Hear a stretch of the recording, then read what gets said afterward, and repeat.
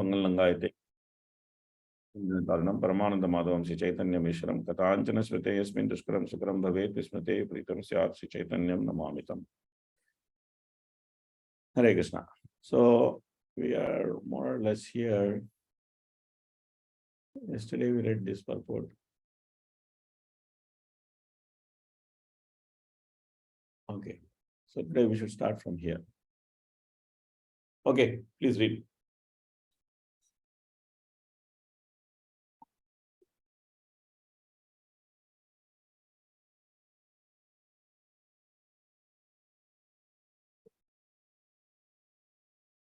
To get free from karma chakra, the wheel of results of one's karma, one should take the bhakti marga, devotional service or Krishna consciousness. That's the only remedy. So here, the Chitraketu is talking about the forest of material existence, which was previously described by Jadabharata. He says this material world is like a forest, and then the living entity is going here and there, according to his past deeds, everywhere at all times. So therefore, Chitraketu is trying to pacify Parvati, saying that this situation which you and me, we are there, which is going to cause distress for both of us, because Parvati is also going to get distressed. She is going to think, oh, why did I curse Chitraketu? In the end, it's going to happen. So he is telling her, you don't have to get distressed. It is all predestined. We are just going through some things. So the only way all of us can be pacified is to take bhakti, is to take to bhakti. So that he will say. That Prabhupada is actually saying that there are different interactions. So this is what is the beauty of this pastime? The beauty of this pastime is that this is interaction in the society of devotees.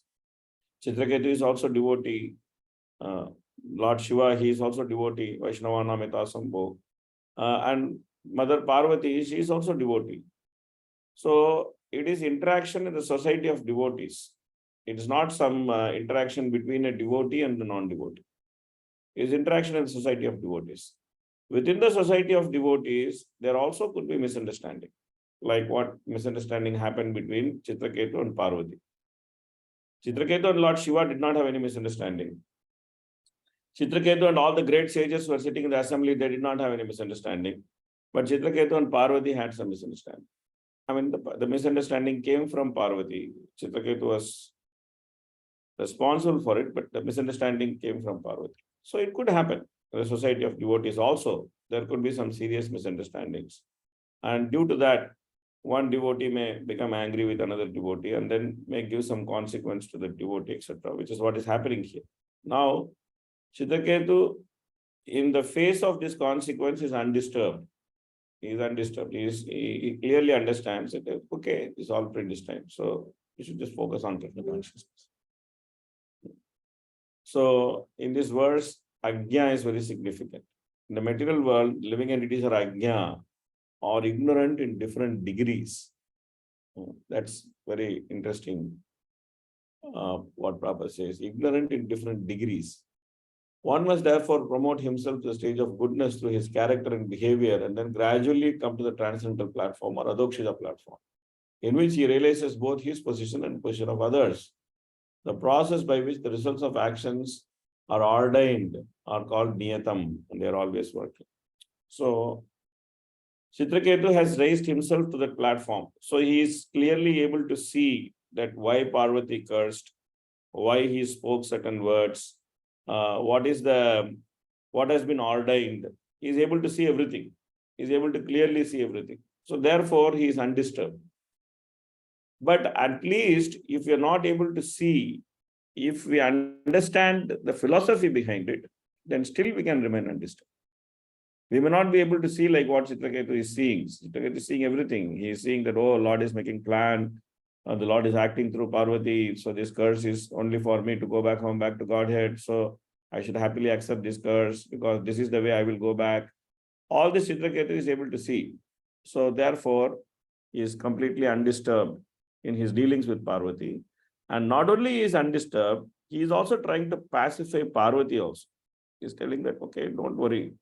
These things happen. So But we may not be able to see everything very clearly like what Chitraketu is able to see. But at least if we understand that this is how the mechanism works, then we may not be so much disturbed when when some misunderstandings are caused around us. Different misunderstandings might be caused around us due to the different dealings in Kali Yuga. It's natural. Even it can happen in the society of devotees. So we will remain undisturbed and we'll try to resolve that misunderstanding in a very peaceful manner, which is what now Chitraketu is doing. He is trying to resolve this misunderstanding in a very peaceful manner. Making Parvati understand that he had no malicious intention in trying to speak like this about Lord Shiva. It was just a joke between both of them, and unnecessarily she has intervened into it. But still, Chitraketu is happy to accept what Parvati has done because she is an authority. Therefore, he is ready to accept what Parvati has done, and he is ready to apologize to her not because he did some mistake, but because it caused some inconvenience to her. So this is a very, very fine etiquette which Chitraketu is following. Chitraketu has not done any mistake, but still he is going to apologize to Parvati. Of course, we'll go there. Okay, somebody else can read the purport.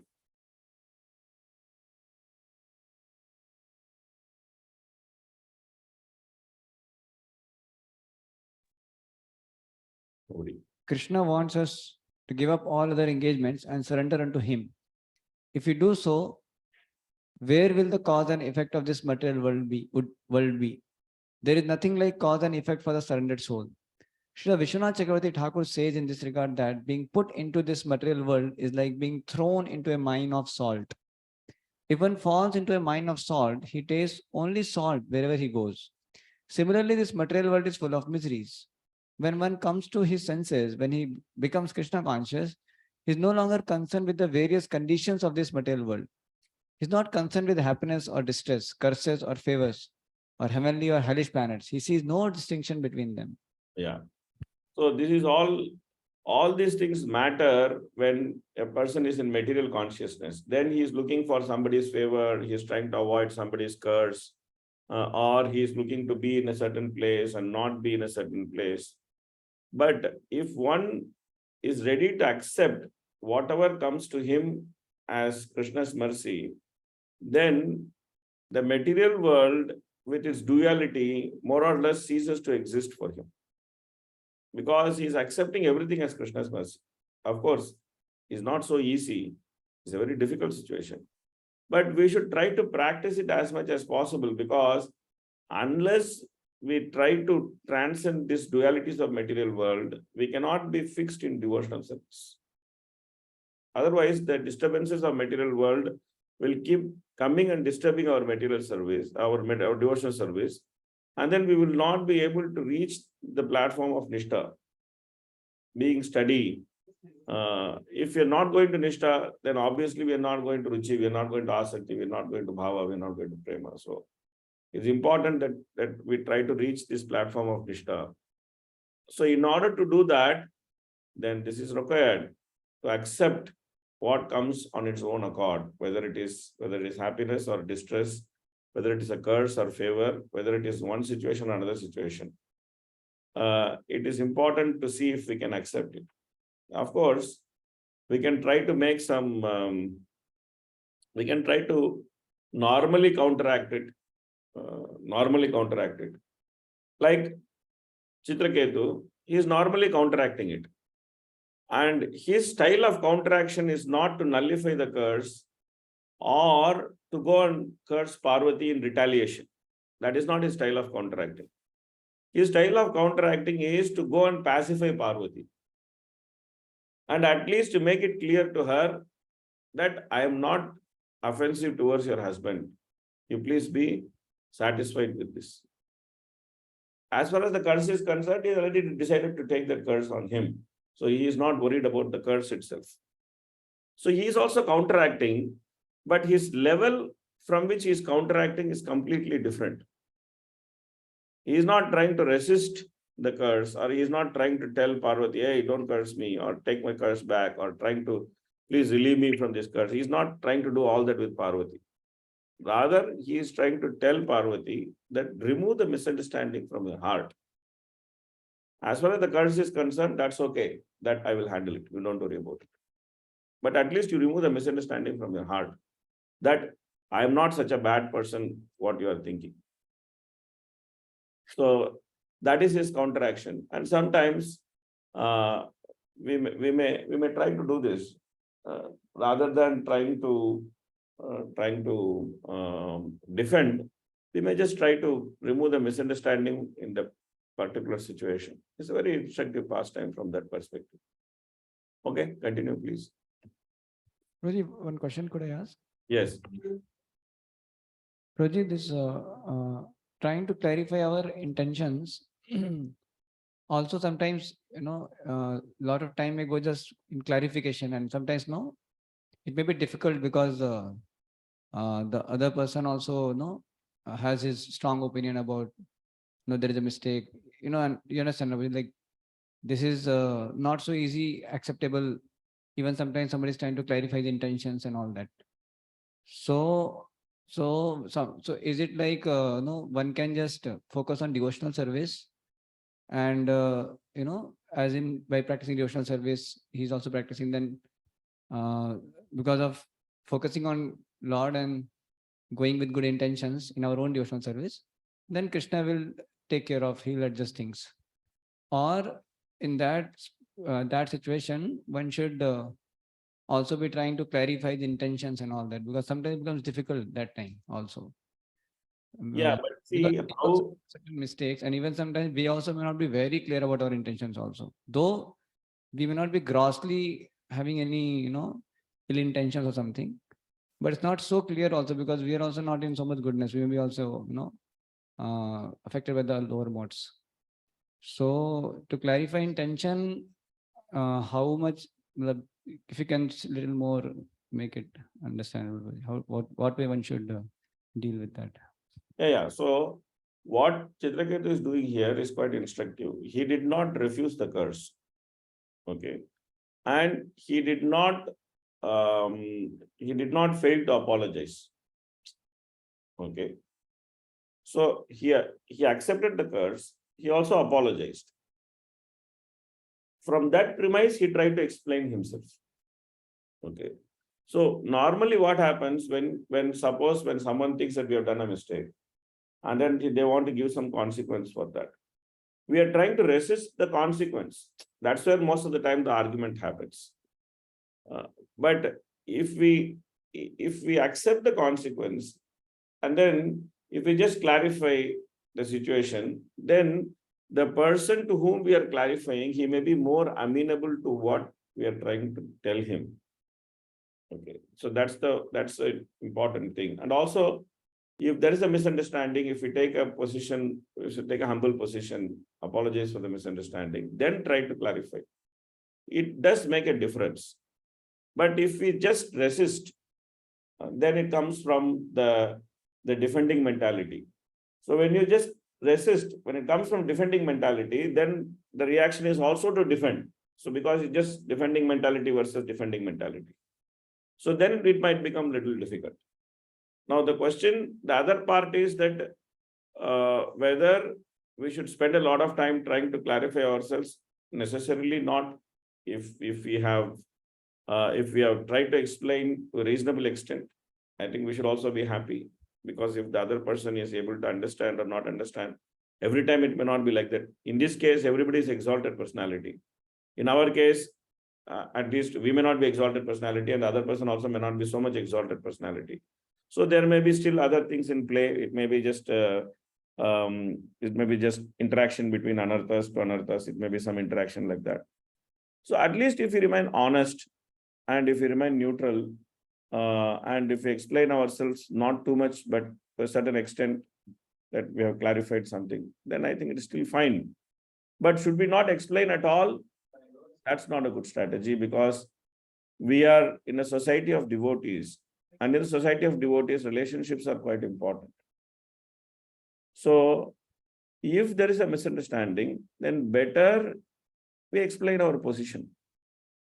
to a simple extent, not like, get into a whole argument or something like that, but just explain our position.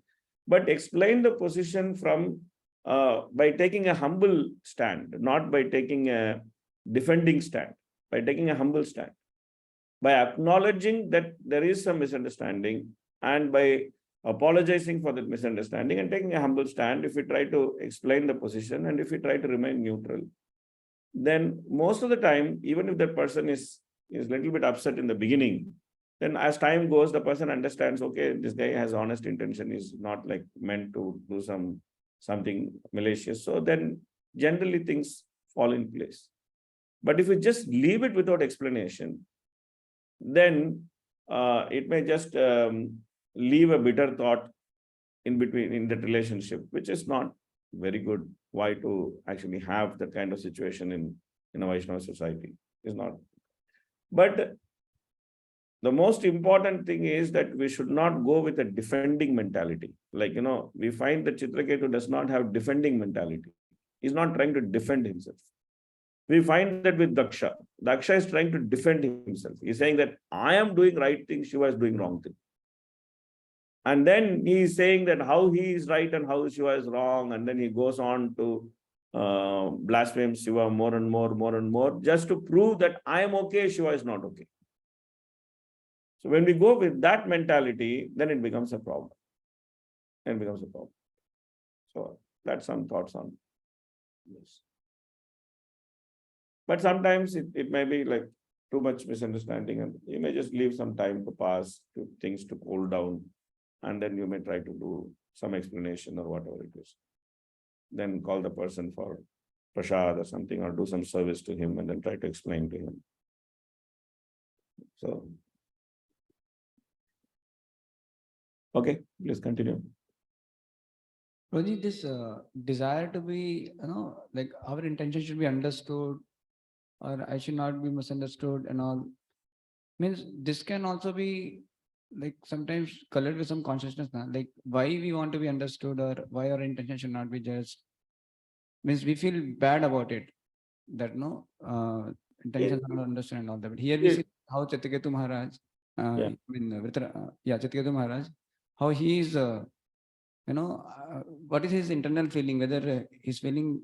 So he, as you one point you said that he's feeling bad that he's inconvenienced Mother Parvati. That is his feeling. So does a devotee, who is pure devotee, will he feel anyway like that personal, that he's misunderstood, will have that kind of any feeling or not? Because he's as you said, that he's feeling bad that he conveys Parvati. He's not concerned about he being misunderstood or something. So, but as a sadhaka, we have many times this kind of, I'm talking about myself, that when we tend to, that we feel bad about our we being misunderstood or intentions not being understood that way. So we become little, pained by that. So if you can say that how, this happens, Baji. See, the point is that if we are not emotionless people, Krishna consciousness is not some emotionless practice. We're not like trying to become jnanis or logicians who have no emotion. The logicians trying to become some rock or shed all emotions. The jnanis are trying to become Brahman. There's no variation, there's no emotion. Krishna consciousness is full of emotions. Okay. So we are trying to develop the right type of emotions towards Krishna, towards other devotees, based on certain philosophy. Okay. Right now, the emotions are based on mental speculation. In the material world, the emotions are simply based on mental speculation. We are not trying to develop emotions which are based on mental speculation, but we are actually trying to develop emotions which is based on certain proper Krishna conscious philosophy. So that's the difference between the emotions which we are trying to develop in Krishna consciousness and the emotions which is there in the material world. So we are not emotionless people. So we may like to be understood properly, and that is not wrong. It's not wrong. But the way it is expressed is very important. Here also, in one sense, Chitraketu is trying to make Parvati understand his intention. That's what he's trying to make understand. So Parvati is inconvenienced because she misunderstood Chitraketu's intention. She thought that this guy is criticizing. So he is trying to make her understand, see, don't think like this. I'm not trying to criticize your husband. But if you still think that I've criticized, I apologize for it. And as far as the curse which you have given is concerned, I'm happily accepting it. And don't worry about taking back that curse, because this is what is destined by the Lord. So you did your part, I'm doing my part, we are playing our part, so let's do it. So, of course, he is a very exalted personality. We may not be, we are not so exalted personality like Chitraketu, but at least we should try to develop that quality. We can, when there is something, when a situation presents itself, that's where we can practice something. When everything is nice, what you can practice? You cannot practice anything. When something goes wrong, only then we can practice proper etiquette. We can practice, to give up false ego. We can practice to become humble. All these things can happen in a situation where there's a problem. So if we don't utilize that situation to practice something proper, then which situation will utilize to practice something proper? Otherwise, we are always saying, oh, I am very fallen Prabhuji, I am very this Prabhuji, I am very that Prabhuji. And then someone is saying, no, you're an exalted person, you're not fallen person. And then we say, okay, he's telling me, I told I am fallen, and he told I am exalted, now done. My job is done. But when there's a problem, then it's better to see what is the proper conduct and try to follow that conduct in a proper way. And feeling that I should not be misunderstood is not wrong, but that should not be some overwhelming thought process. That's the most important thing in Krishna consciousness. And I think that's where we probably struggle. The difference between trying to explain ourselves and brooding upon a certain thing. We do our duty. Our duty is to explain ourselves. And when we have done that duty with sincerity, with honesty, with humility, still if the misunderstanding persists, then we accept it. We accept it. Okay, this is what Krishna wants me to go through. Let me go through it. Then we accept it. And we don't maintain any bad feelings against that person who has a misunderstanding. We'll still try to remain his well-wisher. We pray to Prabhupada, please do something that, things get repaired. Please do something. We pray to Gaurnitai. So we do the positive things to actually set things in the right direction. I think that's very important. That part is the most important part. That not to just, oh, now I'm trying to explain myself and he's not understanding. Now I should explain myself more and let him understand more. And, let this, not to brood upon everything, but to be dutiful in trying to do what is the right thing to be done. And once we have done that dutifully, then become detached from that situation. And still try to remain neutral or everybody's well-wisher without having anything in our heart. If that makes sense. Yes, Prabhuji. Thank you so much. It takes some time, it takes some effort to do these things, but it is possible. It is possible. We have to, that's why these pastimes are there, for us to think, like, this is a, as I said, this is a typical misunderstanding in the society of devotees. And then you see how everyone reacts. After Chitraketu explains, you see how Parvati reacts, how Lord Shiva reacts. So you see how everyone reacts. And then that we are meant to learn. Bhagavatam is not only for learning philosophy. Bhagavatam is also for learning culture. So that there's a culture of Srimad Bhagavatam.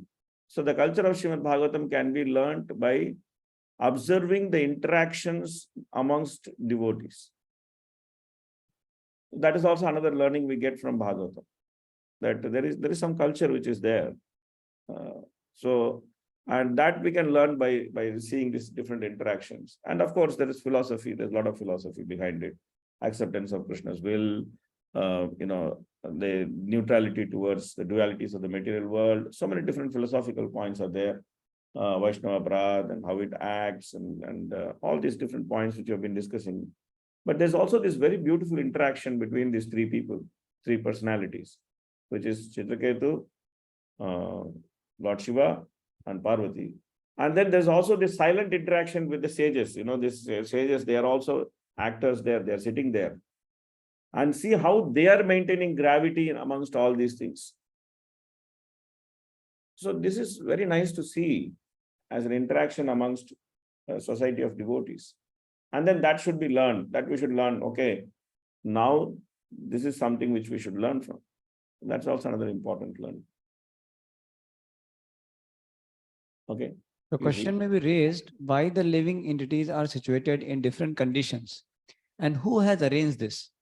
The answer is that it has been done by the Supreme Personality of Godhead without anyone's help.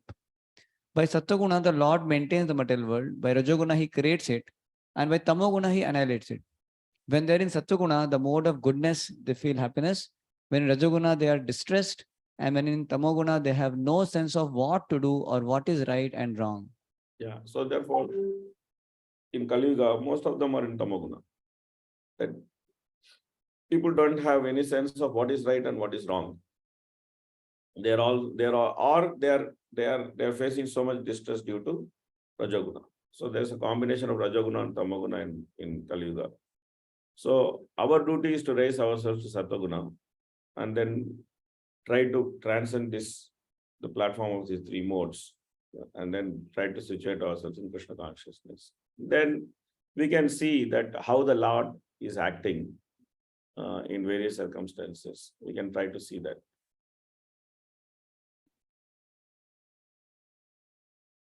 Okay.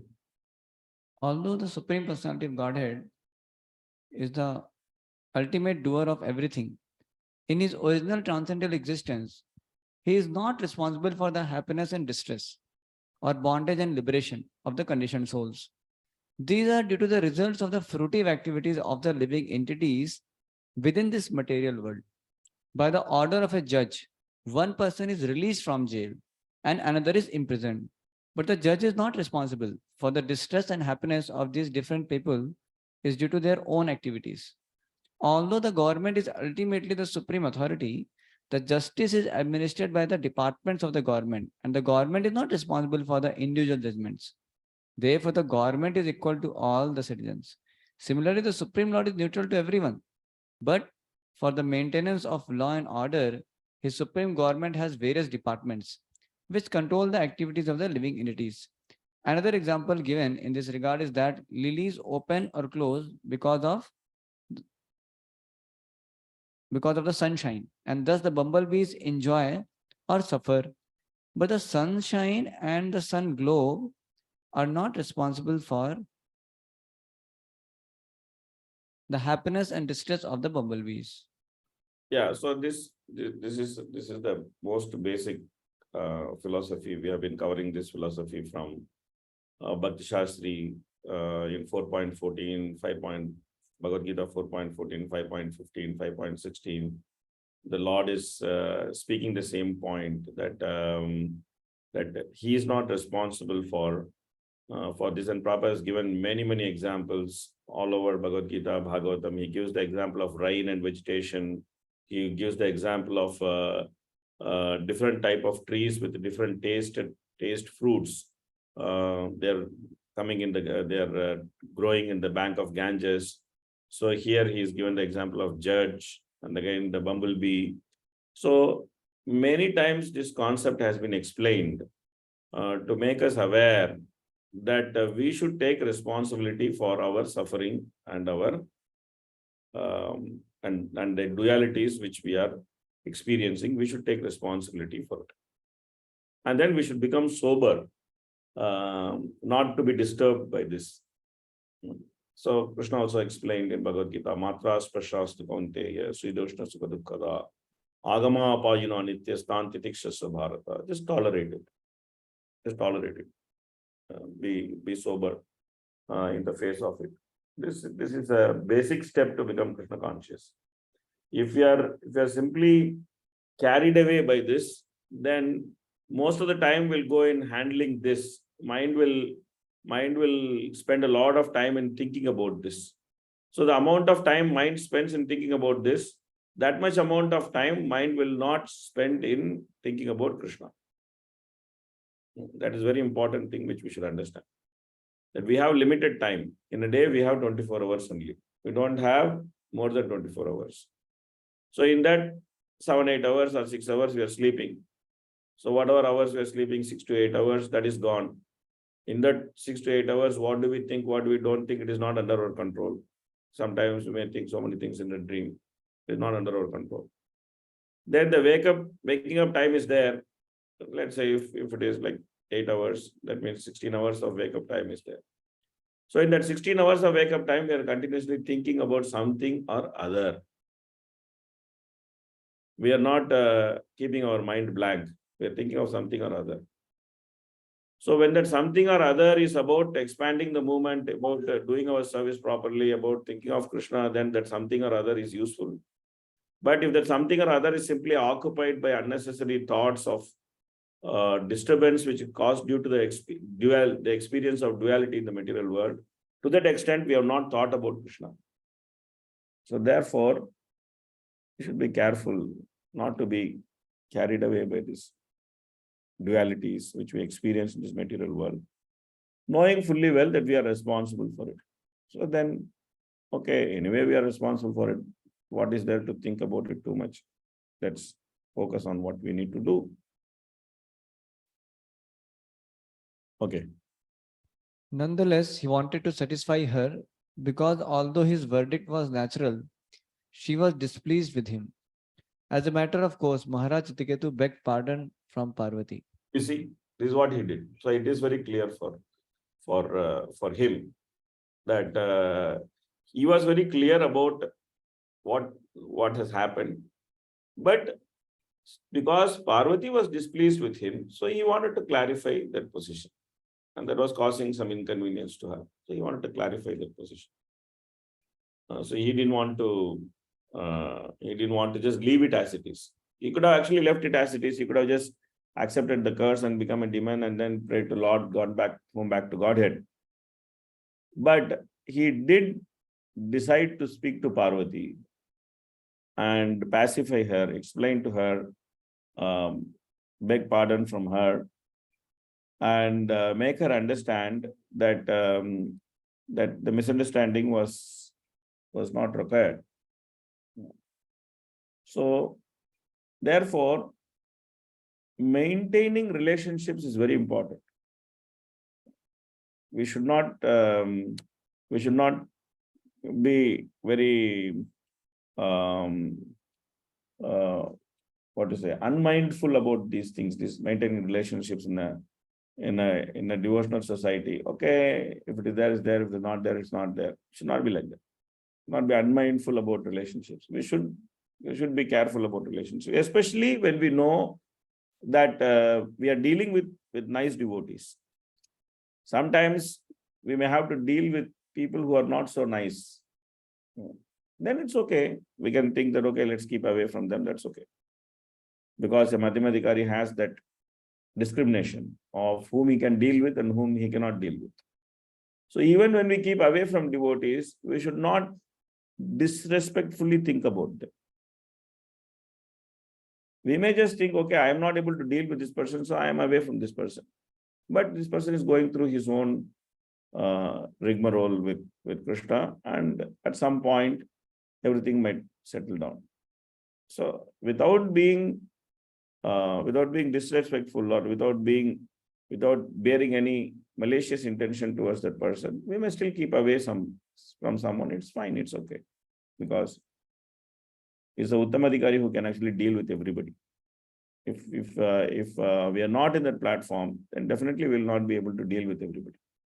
So we may choose to deal with someone, we may not choose to deal with somebody else. But whenever we are dealing with nice devotees who have some good intentions, and we know that they are nice devotees, they are good sadhakas, then we should be mindful of relationships with them. At least we should have nice relationship with them. It may not be very intimate relationship. That intimate relationships always come naturally, that someone is very intimate with other person and someone else is other intimate with other person. So these things happen in a society of devotees. Not everybody can We cannot have the same type of relationship with everybody. That's not possible. Somewhere we'll have some close relationship, somewhere we'll have a nice relationship. So that is the platform we should try to maintain, nice relationship platform. That we are able to smile at everyone and we are able to say Hare Krishna and then we're able to, wish them well and they wish us well. If we can maintain that kind of relationship, it's okay. Hare Krishna, Prabhuji. Yes, Prabhuji. Prabhuji, this what you shared in the last answer also, here it becomes clear that he is not demanding Parvati to understand him. Means he's clarifying his position that he is not he's not wanting to offend Lord Shiva. Yeah. But he's telling that if you think it to be wrong, Yes. you please pardon me also. Correct. Yeah. So he's not demanding that you should understand only. He's only that's what- put the thing and he's Yes. concerned about that whether Parvati is inconvenienced, specifying in that mode like that. Yeah. So that's what I was saying. It's not coming from defending mentality. So Chitraketu's explanation is not coming from his defending mentality. Chitraketu's explanation is coming from his concern that the relationship should be nice. It's not coming from defending mentality. He doesn't want to defend himself. That's why he's accepting the curse, he's begging pardon, everything he's doing. A very nice way of dealing with a misunderstanding. And now you see, Chitraketu has done his part. And Lord Shiva is like a witness to all these things. He is seeing, okay, Chitraketu is, my wife is cursing, Chitraketu is coming and talking these things to him. Now Lord Shiva is intervening and he's doing his part.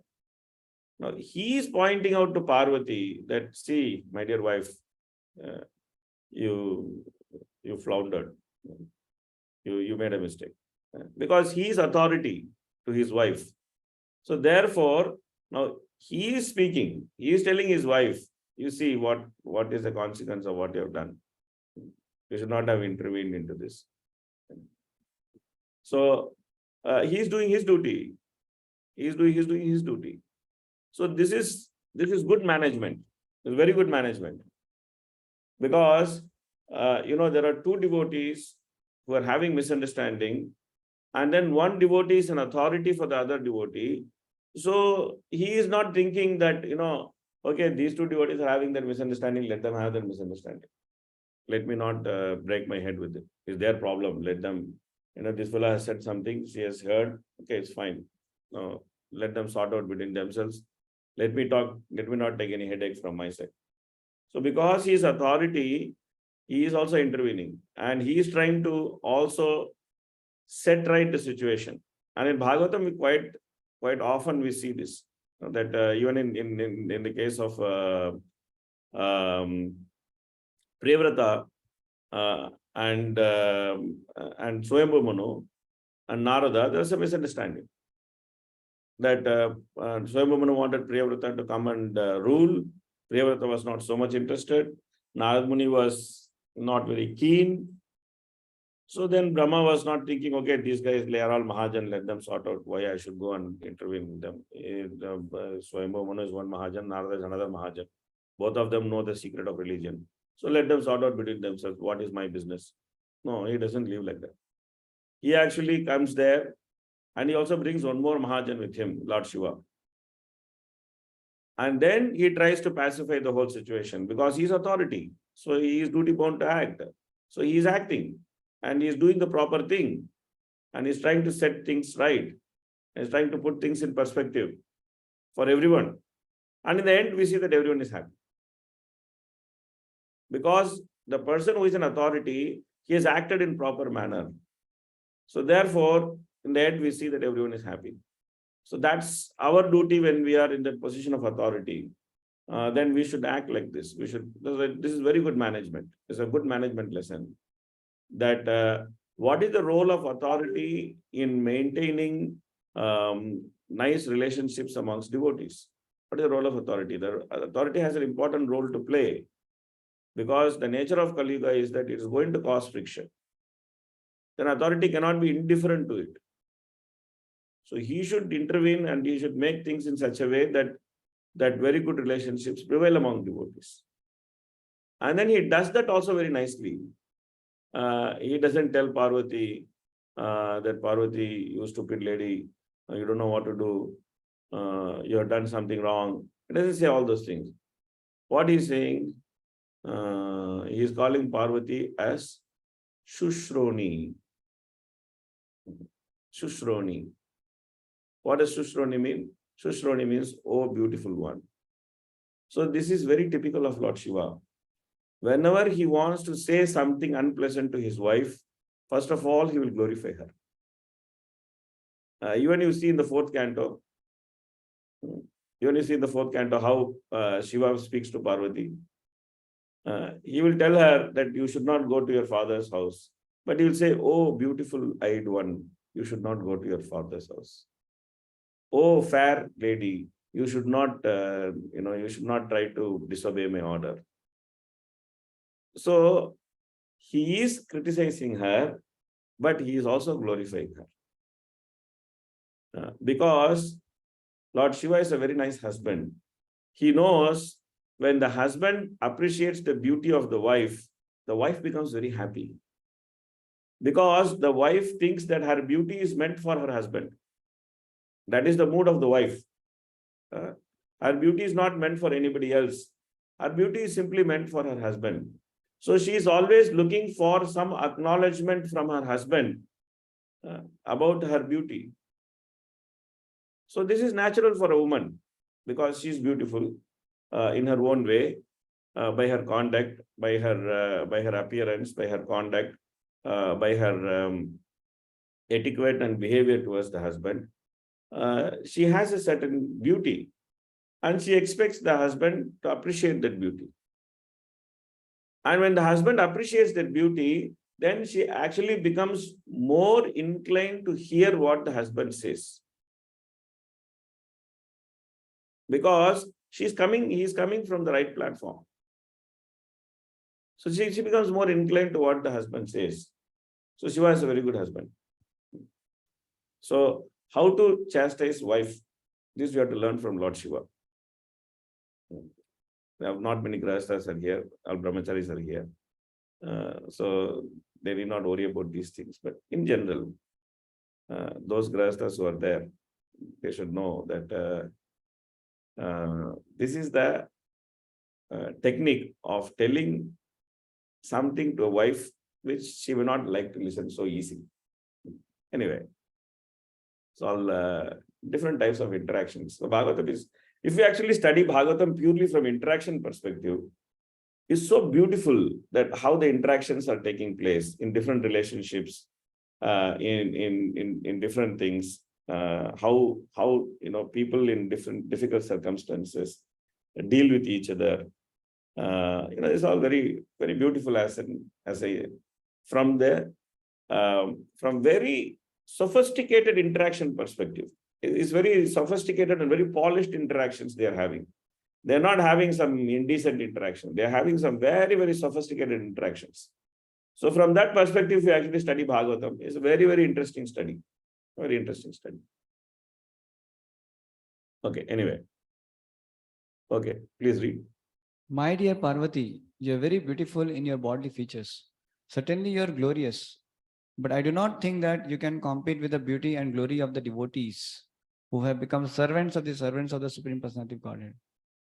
Just see, although you cursed the king, he was not at all afraid or sorry. Rather, he offered respect to you, called you mother, and accepted your curse, thinking himself faulty. He did not say anything in retaliation. This is the excellence of a devotee. By mildly tolerating your curse, he has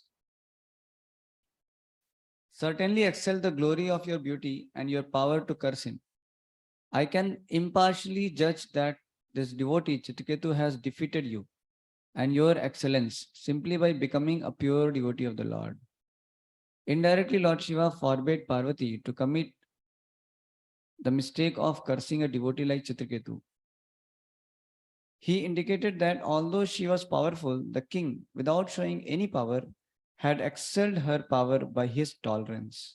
Very beautifully Prabhupada explains. very beautiful explanation that how by the power of humility and tolerance, a devotee can actually excel.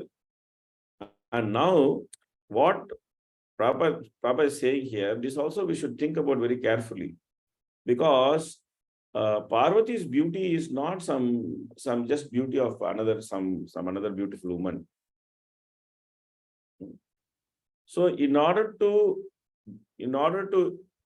explain or glorify Parvati's beauty, Shankaracharya actually wrote a whole set of shlokas called Saundarya Lahari, the waves of beauty, where Shankaracharya actually explains the beauty of Parvati.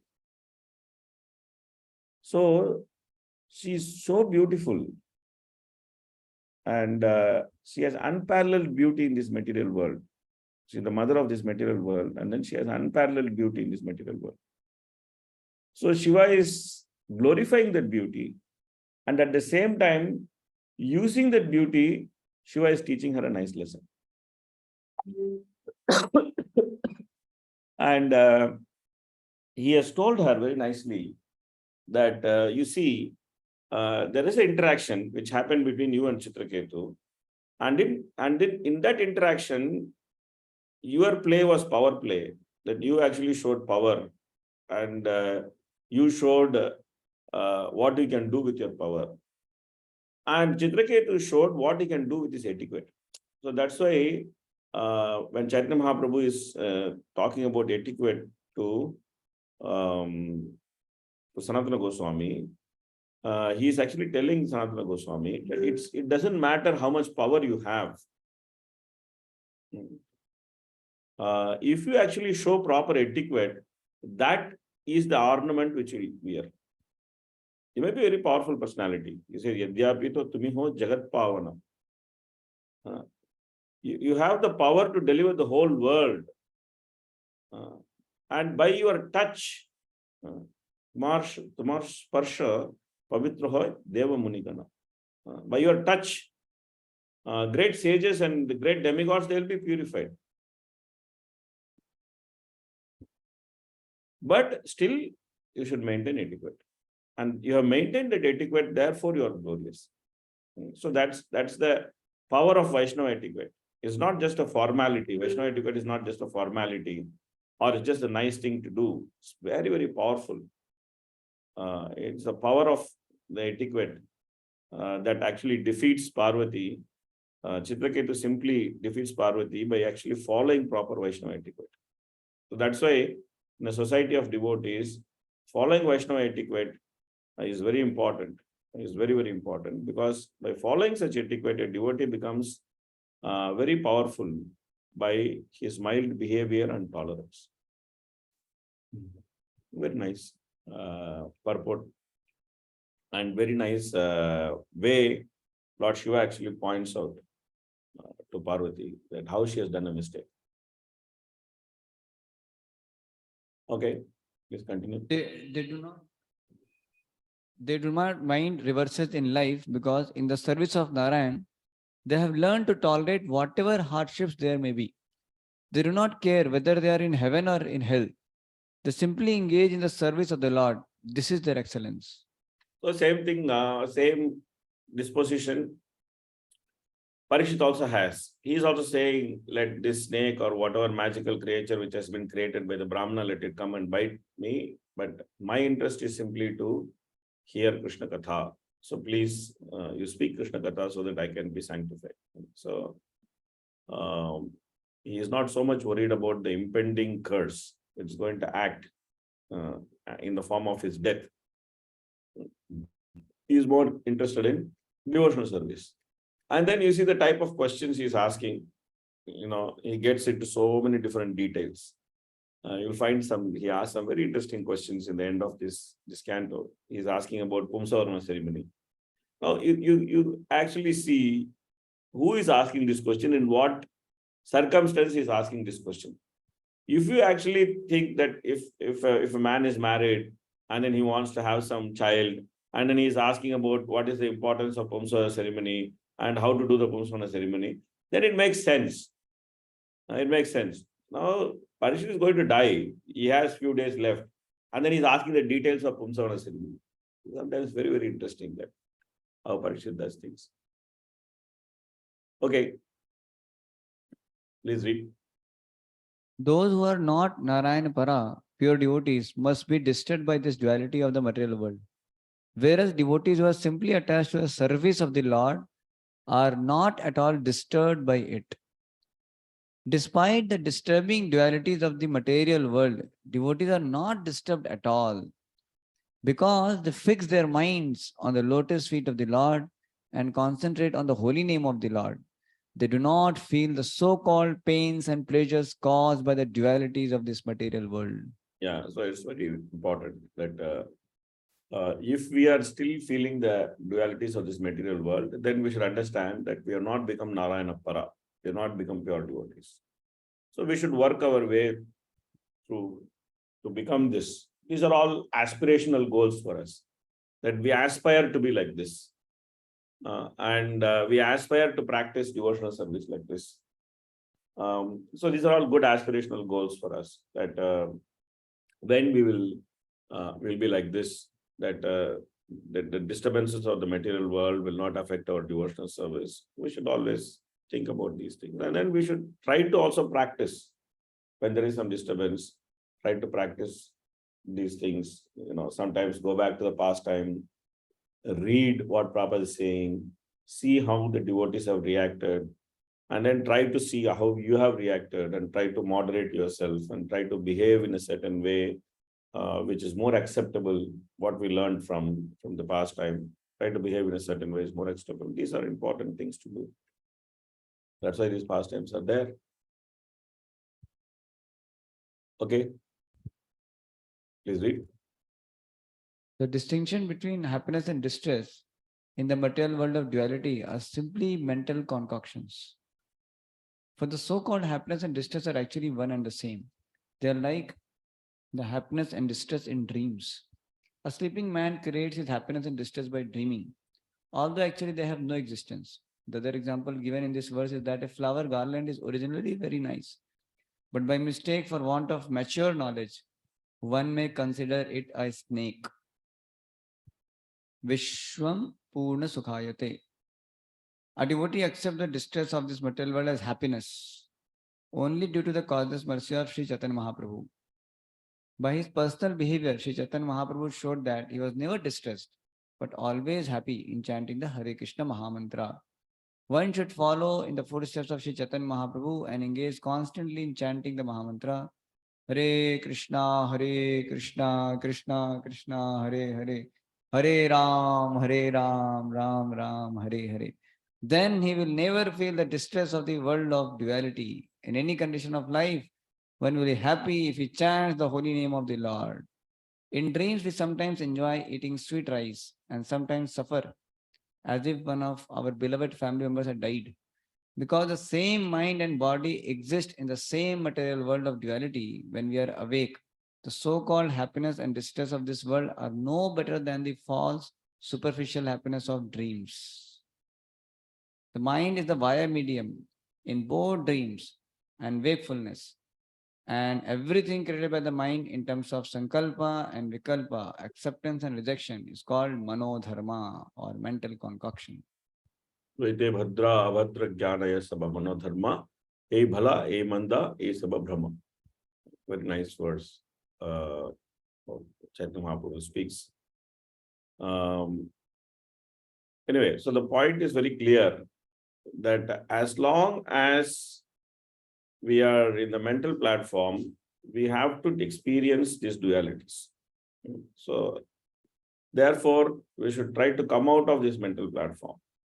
And many times we also discussed, I think previously in this class, Mataji asked a question about why devotees go into depression.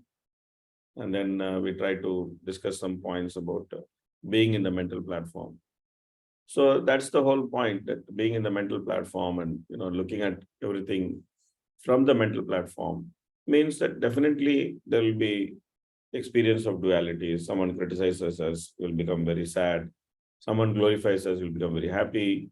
Then the body gives some trouble, will become very sad. When the body is able to enjoy, then we become very happy. So these things will keep happening. So therefore, we should try to come out of the whole Krishna conscious endeavor is to come out of this mental platform and then be situated in the platform of Krishna consciousness or devotional service. Then it's okay. Then it doesn't make such a big deal. We can handle things in a very, very nice manner. That's why devotee says Vishwam Purna Sukhayate. Krishna says Dukalayama Saswatam, and devotee says Vishwam Purna Sukhayate. Because for the devotee, this whole world is simply a reminder of Krishna. He simply sees Krishna everywhere. He doesn't see anything else. Stavara Jangama Deke Deke Taramurti. So he simply sees that whatever he sees reminds him of his Ishtadeva. And then therefore he is constantly thinking of Krishna. So therefore naturally he is happy. So that's what Chaitanya Mahaprabhu taught us by experiencing that happiness.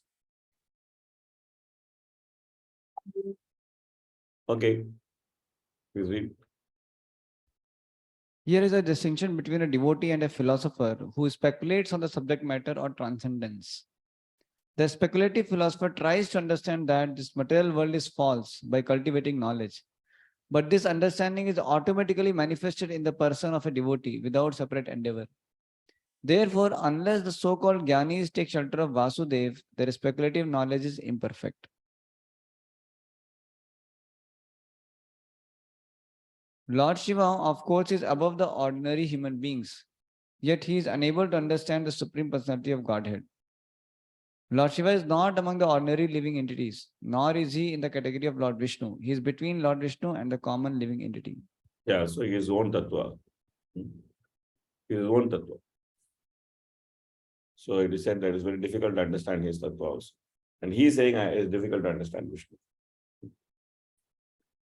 Okay, please read. The relationships of dearness or enmity between the Supreme Lord and the living beings are due to the intervention of the illusory energy. Yes. So that's why sometimes we think that, oh, Krishna is favoring me. Sometimes we think, oh, Krishna is not favoring me. So Krishna is doing his job. He is always favoring us. That is his job. Krishna's job is that he always favors everybody. So nobody falls out of his favor. Everybody is in his favor. But due to the intervention of the illusory energy, sometimes we think that, oh, Krishna is favoring me. Everything I am doing is going very nice. I'm getting so much donation. My project is flourishing. And, everything is happening. And sometimes we think, oh, Krishna is not favoring me. There's no donation coming. The project is going to dogs. And everybody is blaming me. I'm having so much problem. So we think that, oh, Krishna is not favoring me. No. So Krishna is always favoring us. Okay. Now there is some nice conversation going on. But Okay. Chitiketu and I are always very dear to the Supreme Lord. In other words, both he and I are on the same level as servants of the Lord. We are always friends, and sometimes we enjoy joking words between us. When Chitiketu loudly laughed at my behavior, he did so on friendly terms, and therefore there was no reason to curse him. Here the difference between male and female that exists even in the higher statuses of life. In fact, even between Lord Shiva and his wife. Lord Shiva could understand Chitiketu very nicely, but Parvati could not. Thus, even in the higher statuses of life, there is a difference between the understanding of a male and that of a female. It may be clearly said that the understanding of a woman is always inferior to the understanding of a man. In the Western countries, there is now agitation to the effect that man and woman should be considered equal. But from this verse, it appears that woman is always less intelligent than man. It is clear that Chitraketu wanted to criticize the behavior of his friend Lord Shiva because Lord Shiva was sitting with his wife on his lap. Then too, Lord Shiva wanted to criticize Chitraketu for externally posing as a great devotee but being interested in enjoying with the Vidyadhari woman. These were all friendly jokes. There was nothing serious for which Chitraketu should have been cursed by Parvati. Upon hearing the instructions of Lord Shiva, Parvati must have been very much ashamed for cursing Chitraketu to become a demon. Mother Parvati could not appreciate Chitraketu's position and therefore she cursed him. But when she understood the instructions of Lord Shiva, she was ashamed. Yeah, so Chitraketu was laughing at Lord Shiva for sitting with one woman in his lap. And then Lord Shiva smiled at him. Why he smiled at him? Because Chitraketu was having hundreds of Vidyadhara women around him and he was flying in the airplane. So Lord Shiva was telling him, at least I'm sitting with one woman, man. You are sitting with so many women and you are laughing at me. So this is all some joke which are happening between them. And then Parvati unnecessarily intervened into the joke because as it is said that women are more emotional. So she was carried away by her emotion. Why this guy is criticizing my husband? And then she did whatever she did. So now Lord Shiva is trying to set everything right. He's trying to explain to her, oh, it's just joke between us. So don't try to. So one important lesson we learn from this is that don't joke and criticize the husband in front of the wife. It's a very important lesson we should learn from this. Sometimes, some brahmacharis, they may get married and then they become grahasthas and then they have their old brahmachari friends and then they meet their brahmachari friends. So brahmachari friends are in brahmachari mood. Now this fellow has become grahastha, is coming with his wife. And then you try to joke and criticize the husband in front of his wife.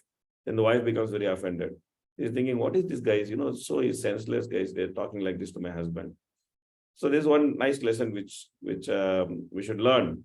Not only within brahmachari and grahastha interaction, I'm saying even with grahasthas.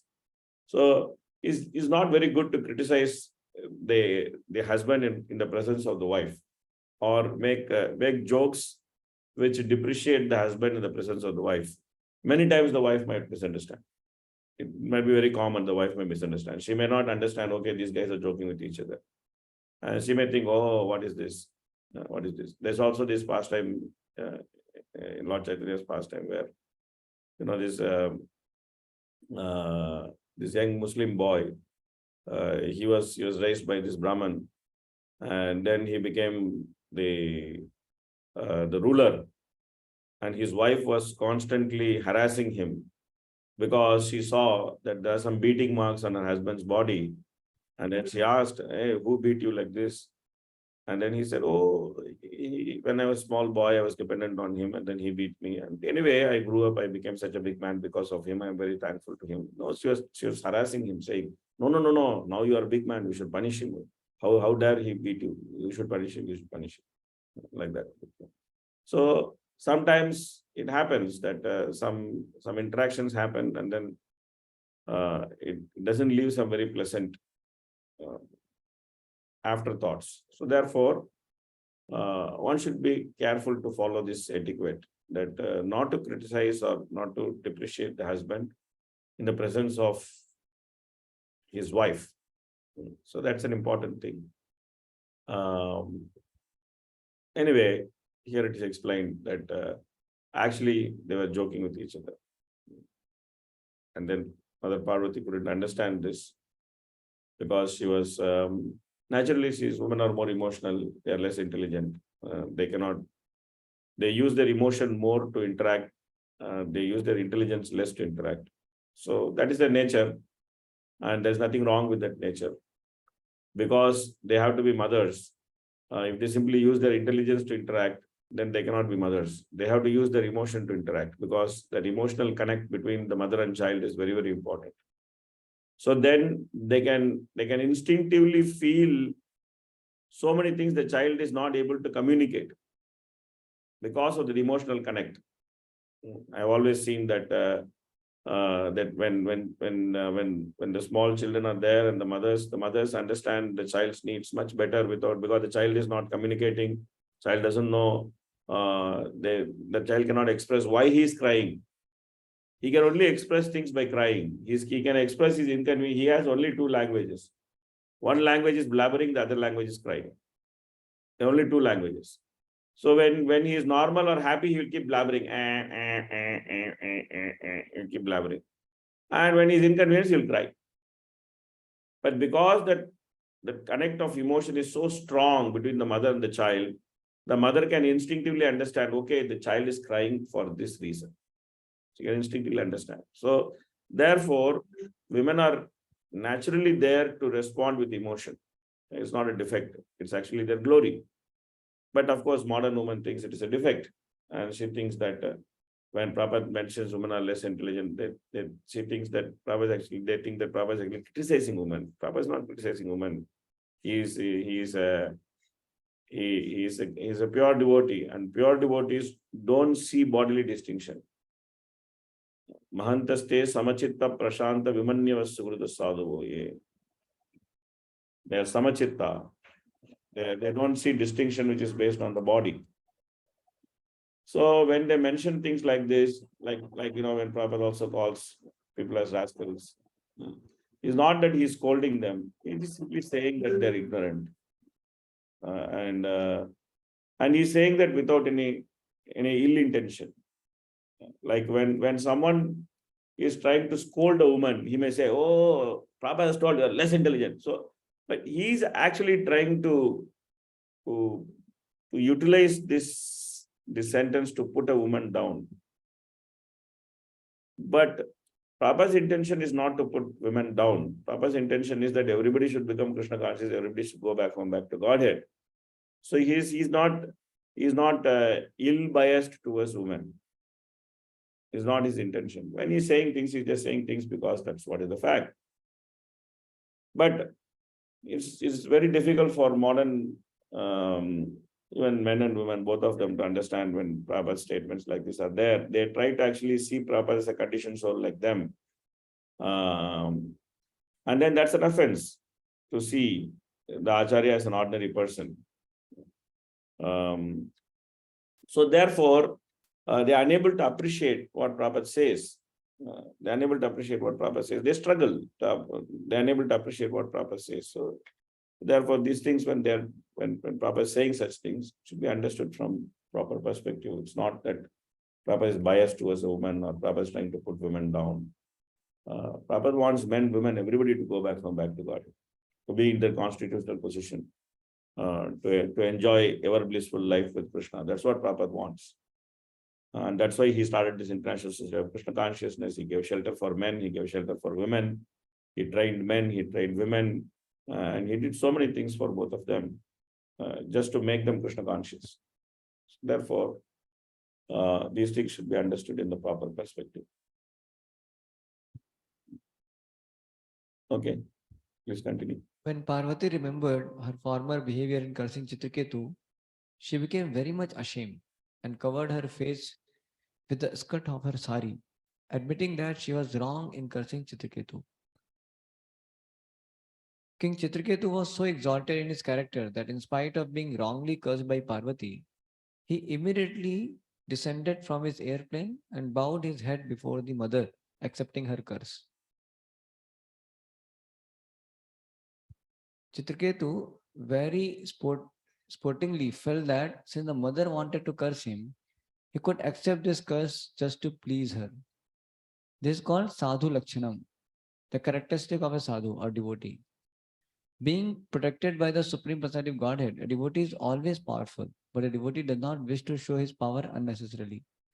However, when a less intelligent person has some power, he wants to use it for sense gratification. This is not the behavior of a devotee. So we see this always happening, like, Prahlad doesn't want to use his power. Parikshit doesn't want to use his power to counteract his curse. They just want to depend on the Lord, and then they just want to let things happen in a certain way, the way the Lord has ordained it.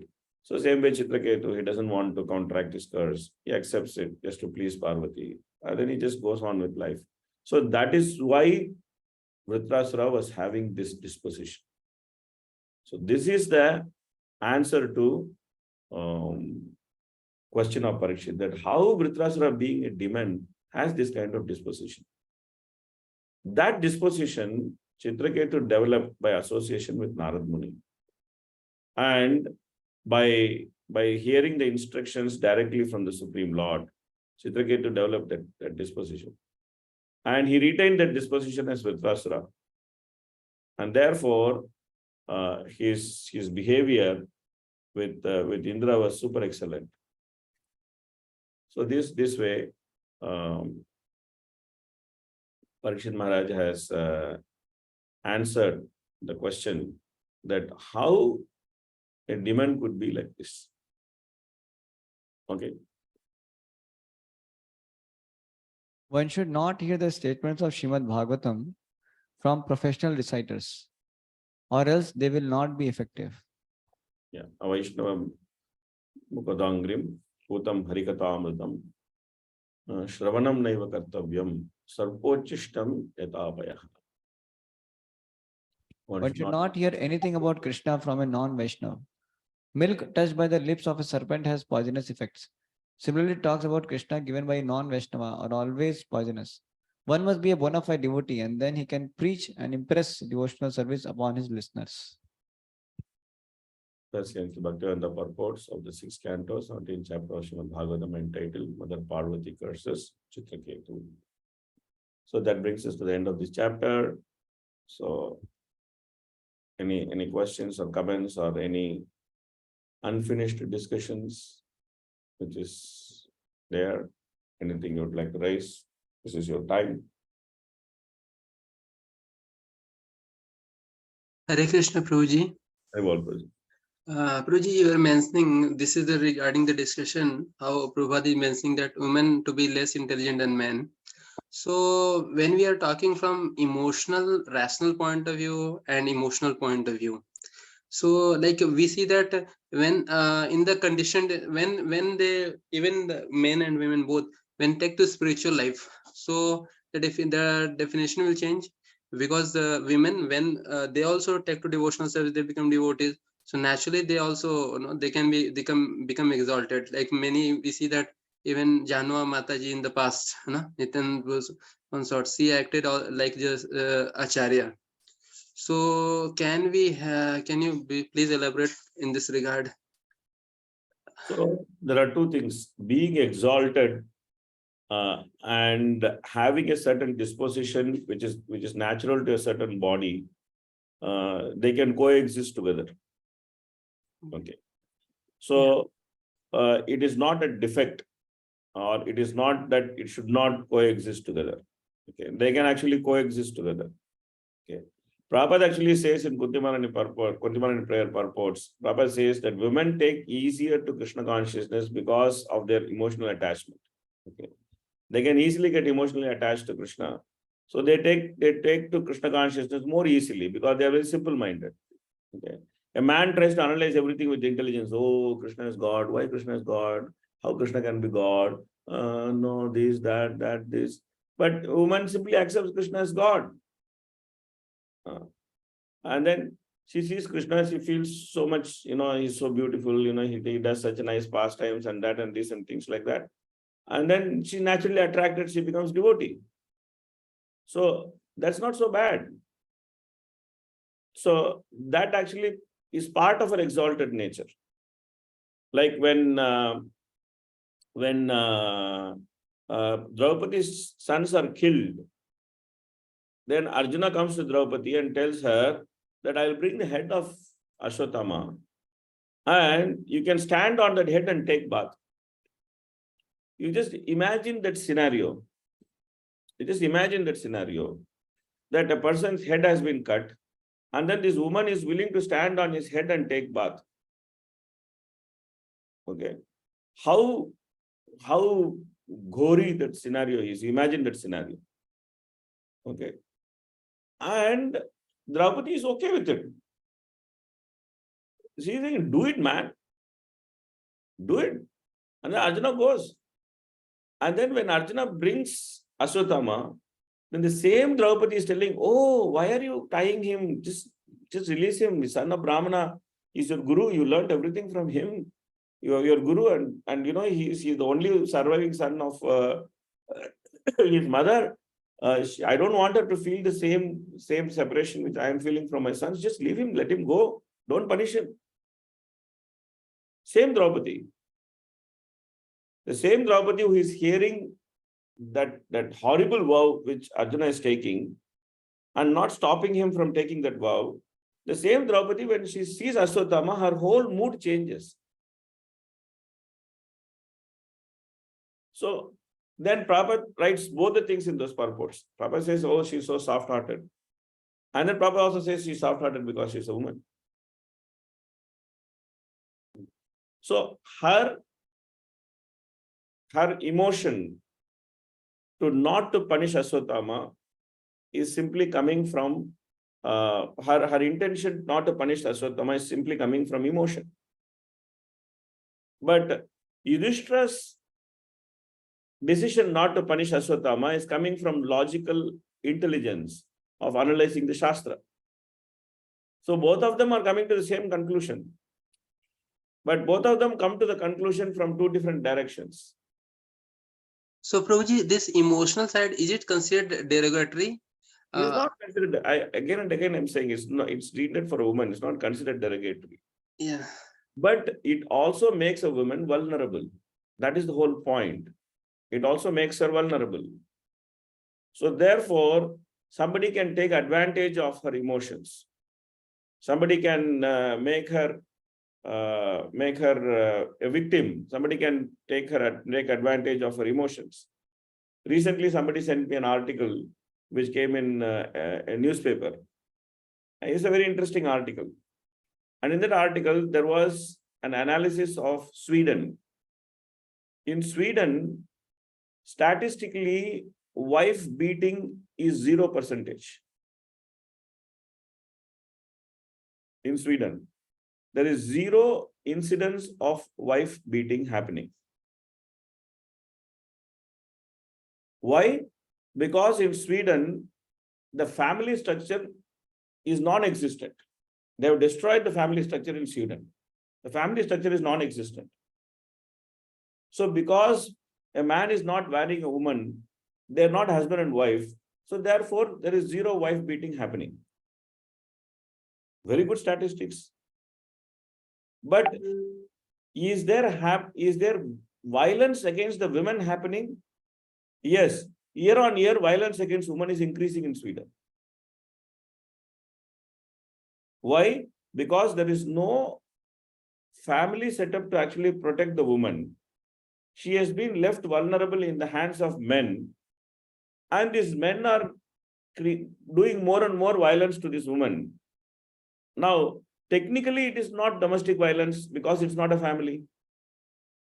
So statistically, Sweden looks very nice. 0 domestic violence. But practically, there's so much of violence happening against the woman. Yeah. So, and also it is written in the article that because there are no families, there's nobody taking care of elders.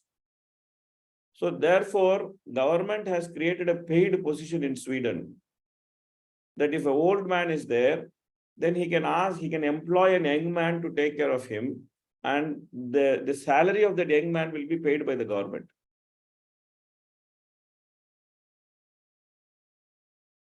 Now imagine that in India, if it happens like this, what will be the social cost of immoral life?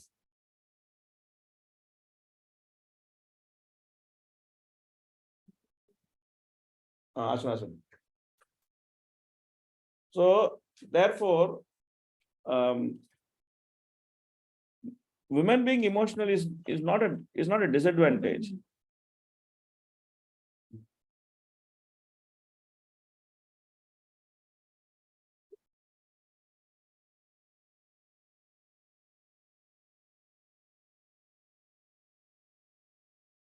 Is not a disadvantage from Krishna conscious perspective. Rather, it's an advantage from Krishna conscious perspective because she can easily get attached to Krishna.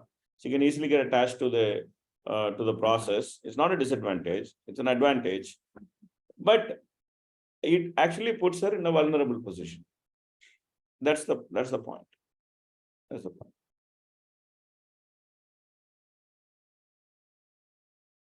So having that emotional bent doesn't mean that she cannot become exalted.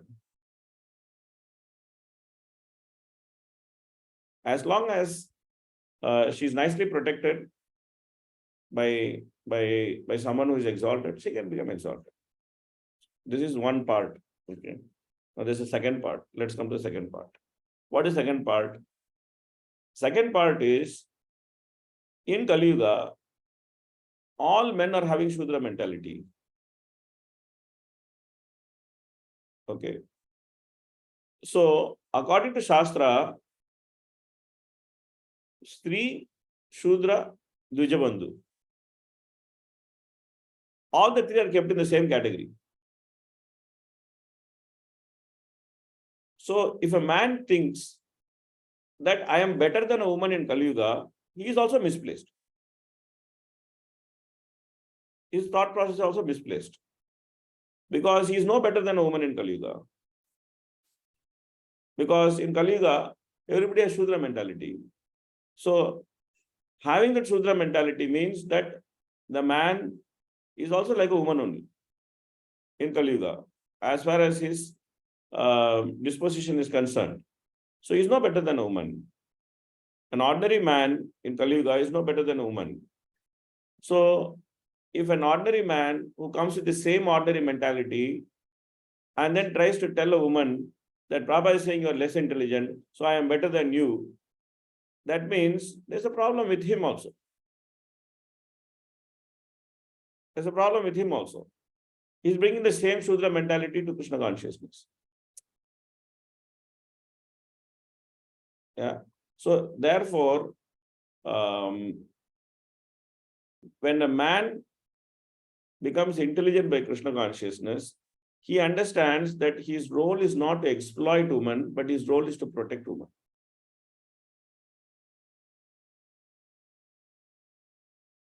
So therefore, he acts in such a manner that the women whom he is dealing with, they feel protected. And he deals with everybody as sister and mother, with that kind of disposition. He does not lust after another man's wife. He does not lust after for every woman he sees. So there's a whole behavior he displays as a responsible man. So then we can say that this man who displays such a behavior, he is actually acting from a platform of intelligence in Krishna consciousness.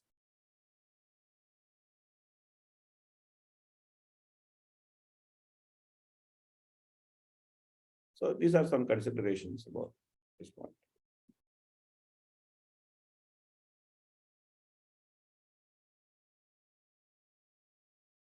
Okay, it's already 12:03. We'll take our break for 10 minutes and then we will come back and we'll go to the next chapter, which is Diti vows to kill King Indra.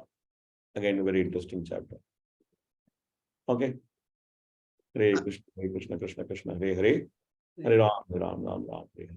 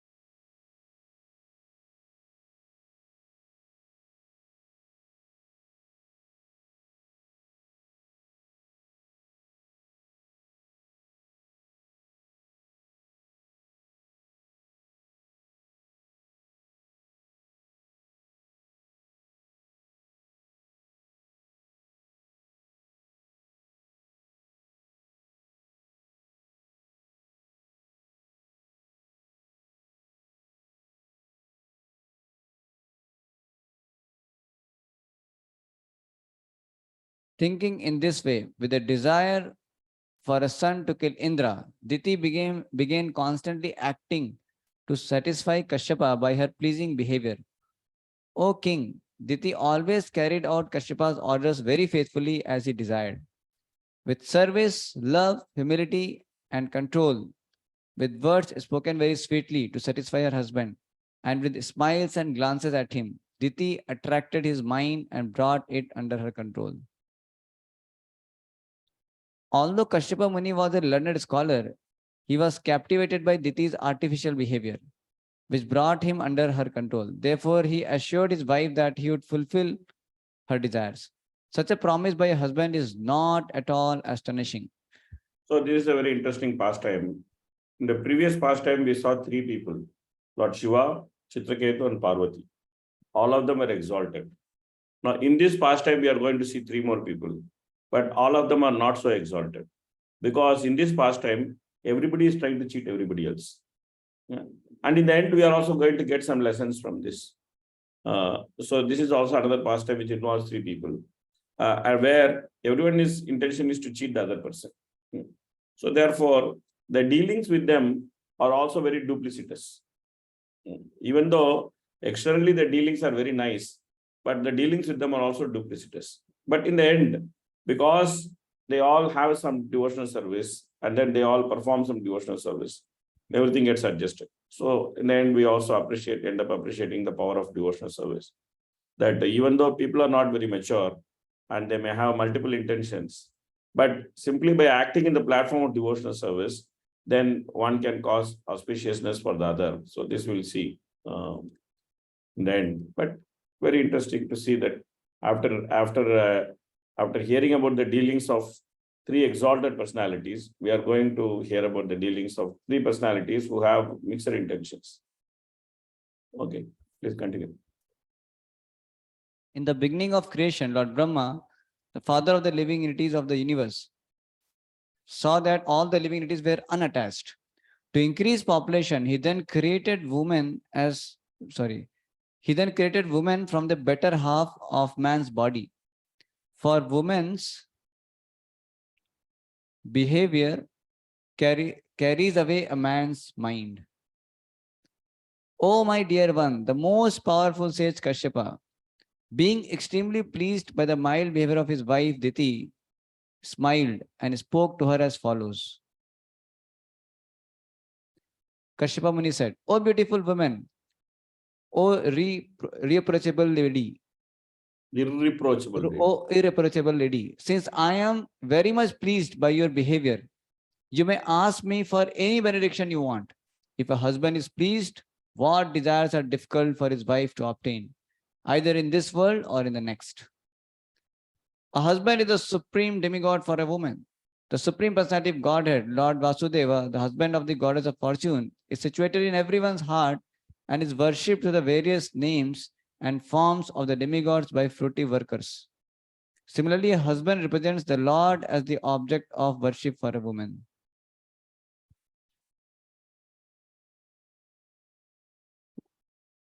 My dear wife, whose body is so beautiful, your waist being thin, a conscientious wife should be chaste and should abide by the orders of her husband. She should very devoutly worship her husband as the representative of Vasudeva.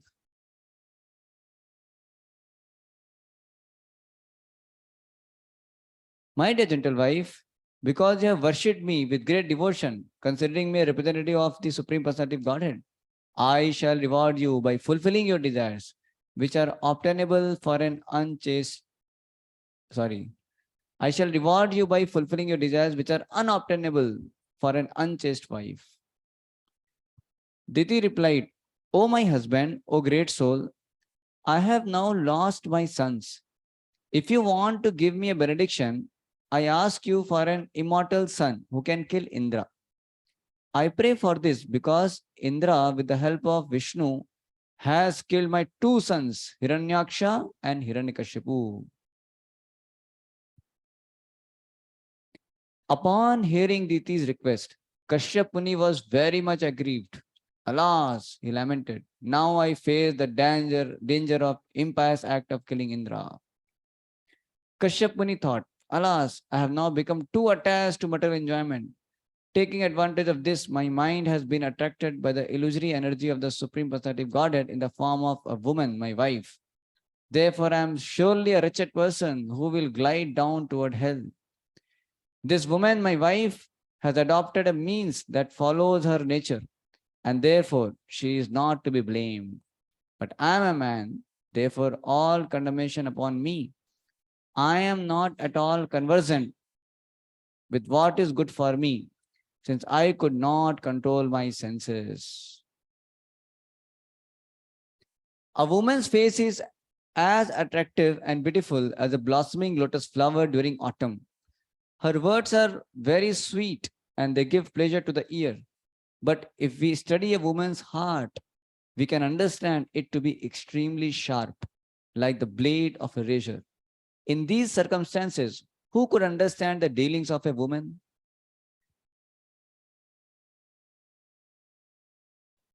To satisfy their own interests, women deal with men as if the men were most dear to them.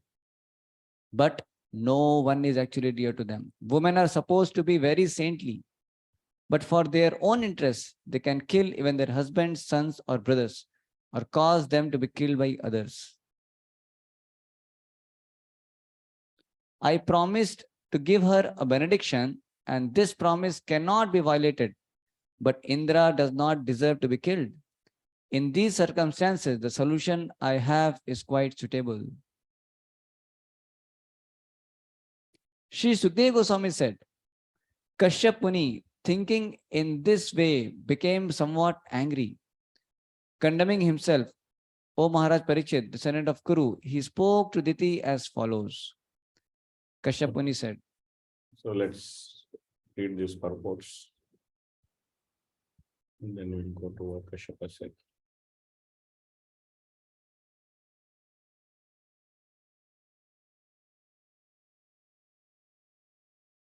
Okay, please read. Srila Vishwanath Chakravarti Thakur stresses that even though Diti was very envious, her heart was purified because of a devotional attitude. Another significant topic is that although Kashyap Muni was a learned scholar and was advanced in spiritual consciousness, he nonetheless fell a victim to the inducement of his beautiful wife. Hmm.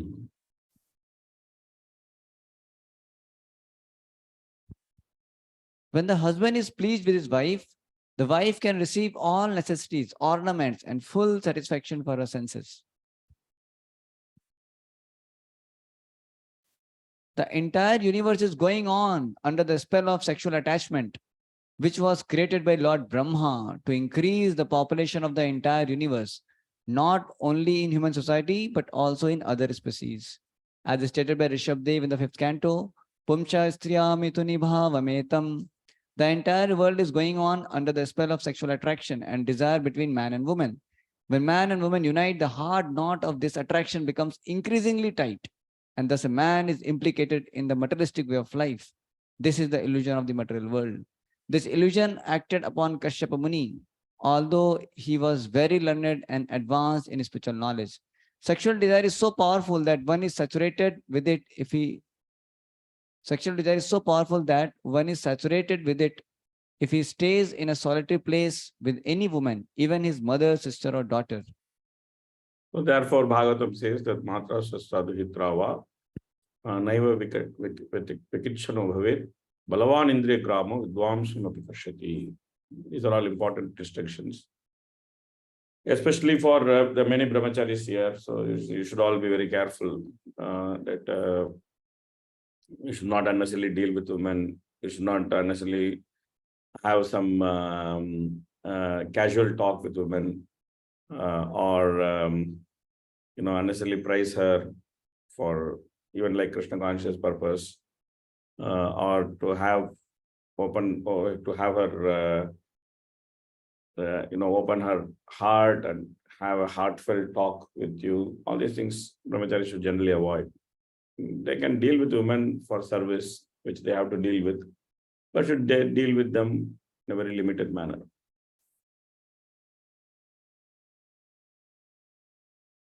Okay.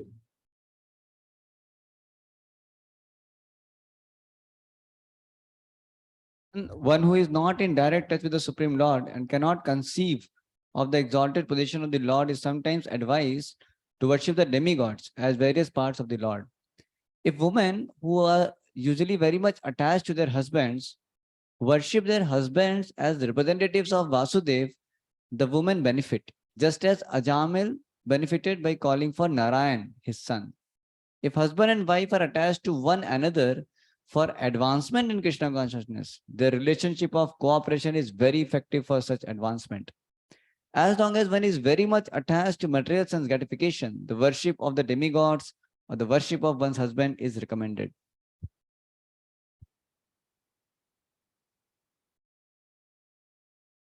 The word Indrahanam means one who can kill Indra, but it also means one who follows Indra. The word Amrityum refers to the demigods. Amrityum refers to the demigods who do not die like ordinary human beings because they have extremely long durations of life. The demigods are therefore sometimes called Amar, which means one who has no death. In this material world, however, everyone has to die. Therefore, the word Amrityum indicates that Diti wanted a son who would be equal in status to the demigods.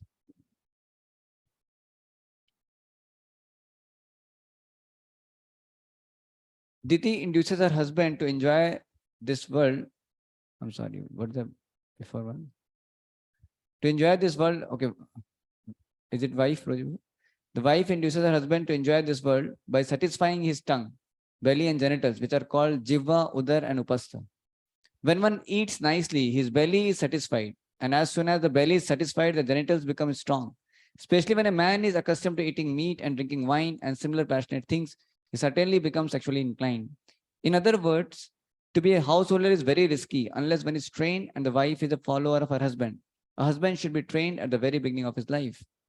Then when he marries, if his wife is faithful to her husband and follows him in such life, the relationship between husband and wife is very desirable.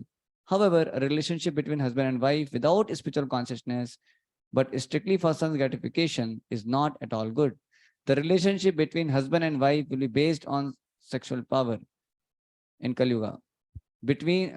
Therefore, householder life in this Kali Yuga is extremely dangerous unless both the wife and husband take to Krishna consciousness. Yeah, it's very important that that's why, in the beginning of this session also, we had some discussion about, what is Grahastha life and what is the importance of trying to follow some standards in Grahastha life, etc. We had some long discussion about it.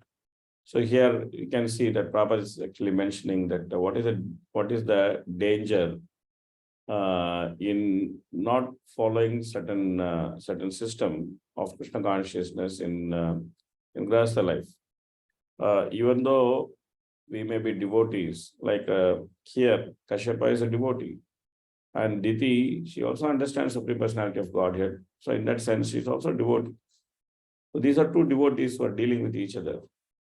But because they're simply inclined by selfish nature, and because Kashyapa is also inclined to sexual enjoyment, so they end up simply exploiting each other. But at least Kashyapa he has some sense. So therefore, he tries to utilize his intelligence to come out of the situation by utilizing devotional service, which we'll see later, which causes auspiciousness to everyone. But otherwise, we could actually be in a very bad situation. So therefore, that's the reason why it's important to take some proper Krishna conscious responsibility in Grahastha life. Otherwise, we may have good intentions, but just having good intention itself is not sufficient. That's not sufficient thing, that just having good intention will make everything all right. It's not like that. Our good intentions, if they don't follow the recommendations of the Shastra, it can quickly deteriorate into something which is very harmful to us and our own Krishna consciousness. So we should be quite careful about these things. And Krishna consciousness is not just only external part, it's a lot about internal cultivation also.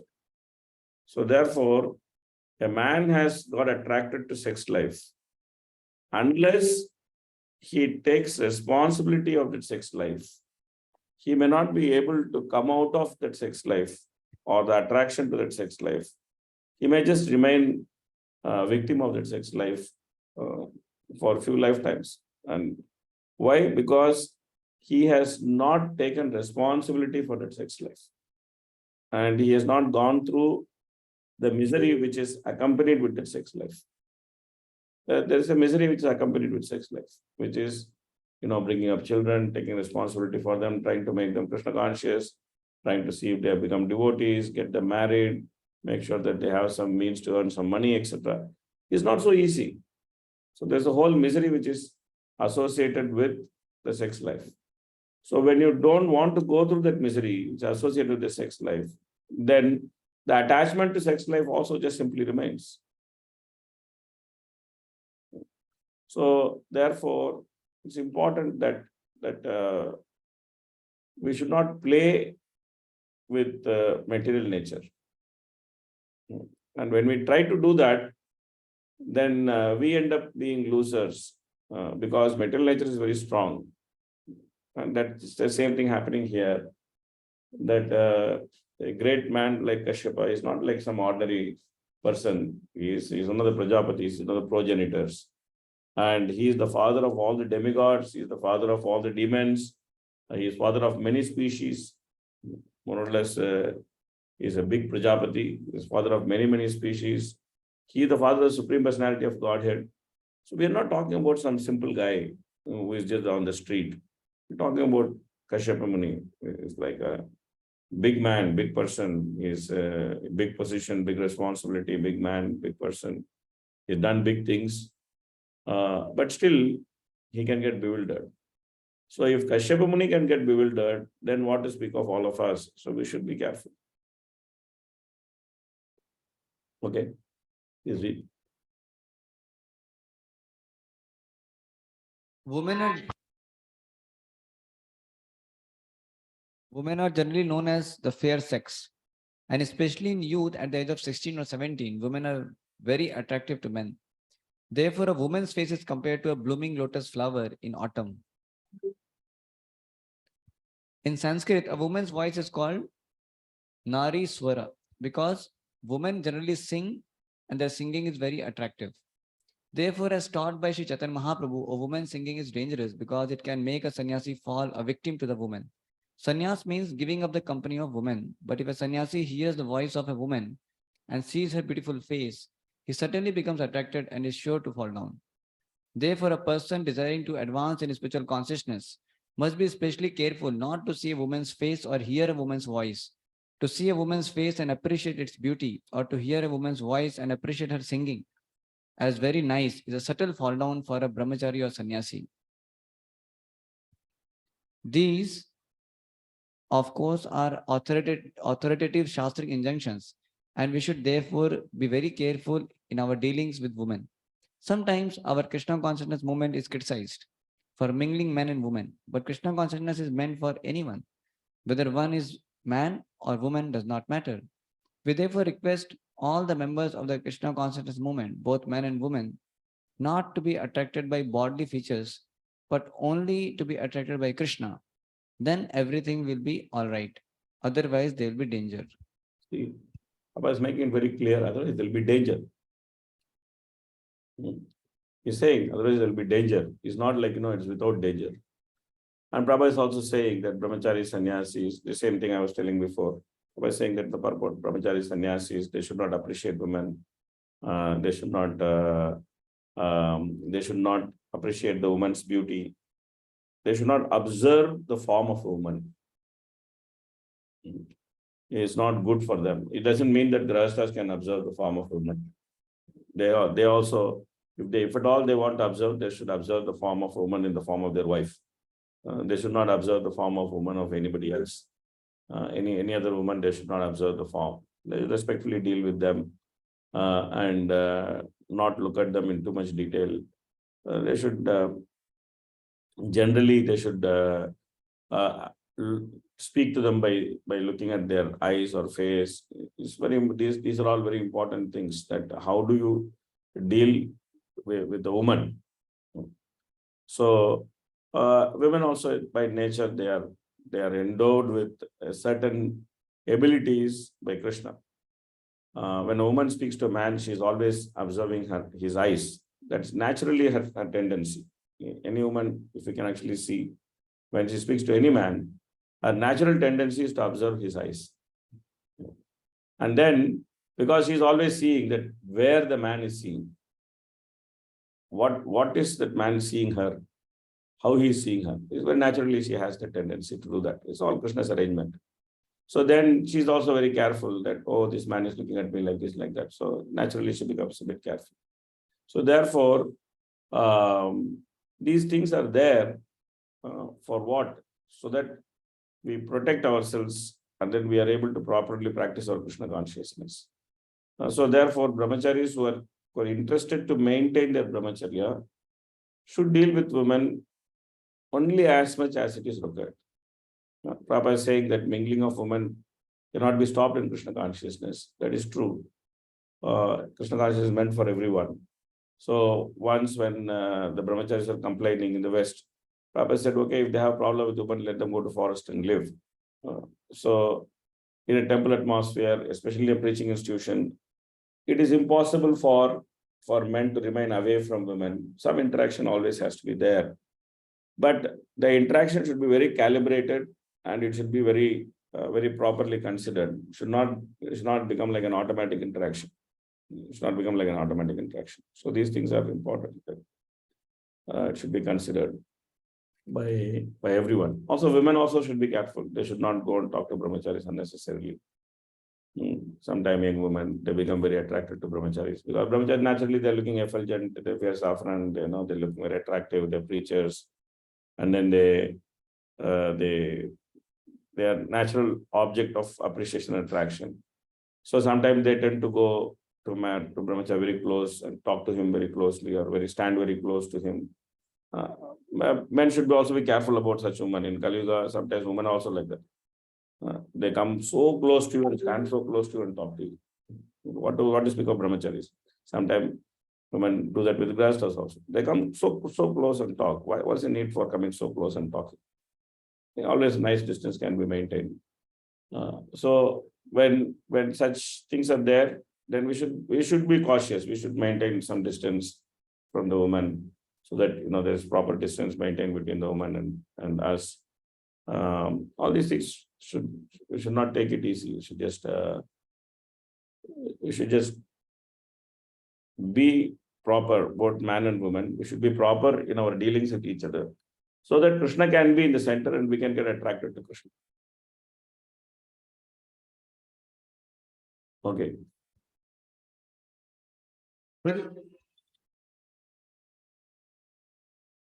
Hare Krishna, Prabhuji. Yes. Prabhuji, one question is asked by a devotee. What is the meaning of what? Automatic interactions?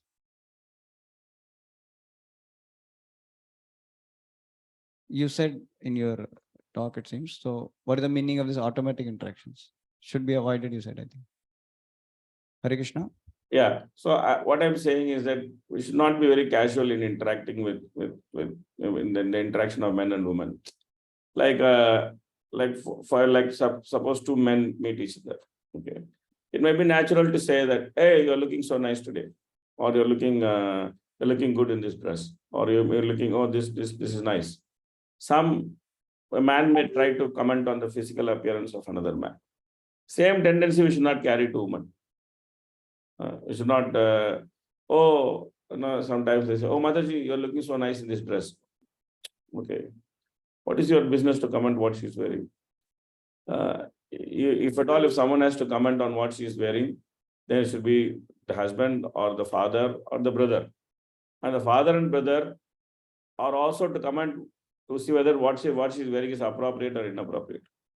That is their, when they grow up, that is their duty to see whether she is wearing appropriately or not. So it's not our duty to to say things like that. Oh, you are looking so good today, or oh, I'm happy to see you. It may look like a very innocent dialogue. I'm happy to see you. Then the man tells a woman that I'm happy to see you. Then the woman will think about this statement for so much time. Oh, why he's saying he's happy to see me? Or if a woman tells a man, I'm happy to see you, then the man will think about the dialogue for so much time. Why this lady is telling that she's happy to see me? Probably she's interested in me. Probably she's trying to say something to me. Probably she's dropping some hint at me. Something, you start thinking so many things. And same thing happens to man, same thing happens to woman. So therefore, keep the interaction to the minimal, keep the interaction to the way, to as much as it is required. Address each other respectfully, not unnecessarily familiar talk, jokes is not required. Sometimes it may be like families to families, then there may be some talk which is like casual talk, etc. But even then, these things should happen as when husband and wife is there, then this some casual talk or something might happen. But if the wife is alone, then also then if somebody else's wife is alone, then even if a grahastha is dealing with her, you should deal with her very respectfully, very nicely, very respectfully. You should not make too many intimate dealings with the man. I need to take this call. Just 1 second.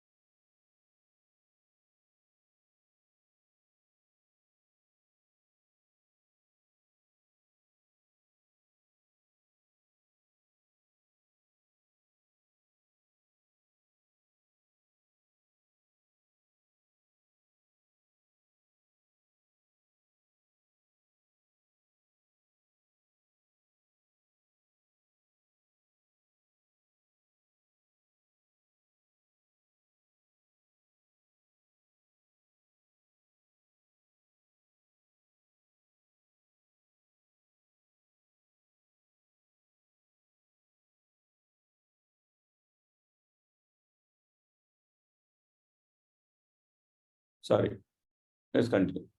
So we should not automatically be very casual with the opposite sex. We should maintain some conscious distance and etiquette. And other thing is that we should not make some artificial relationships with women, like, वो मेरा बहन जैसा है, वो मेरा भाई जैसा है, वो मेरा बेटी जैसा है, वो मेरा माँ जैसा है. This kind of business and all strictly avoid. That you try to create some artificial relationship and then it goes into some other relationship because it creates a sense of familiarity and then it goes into some other premises. These all we should avoid these kind of things. So we should maintain some nice, respectable distance and deal with them as it is required. Not that not deal with them at all, but deal with them as it is required. That's the point.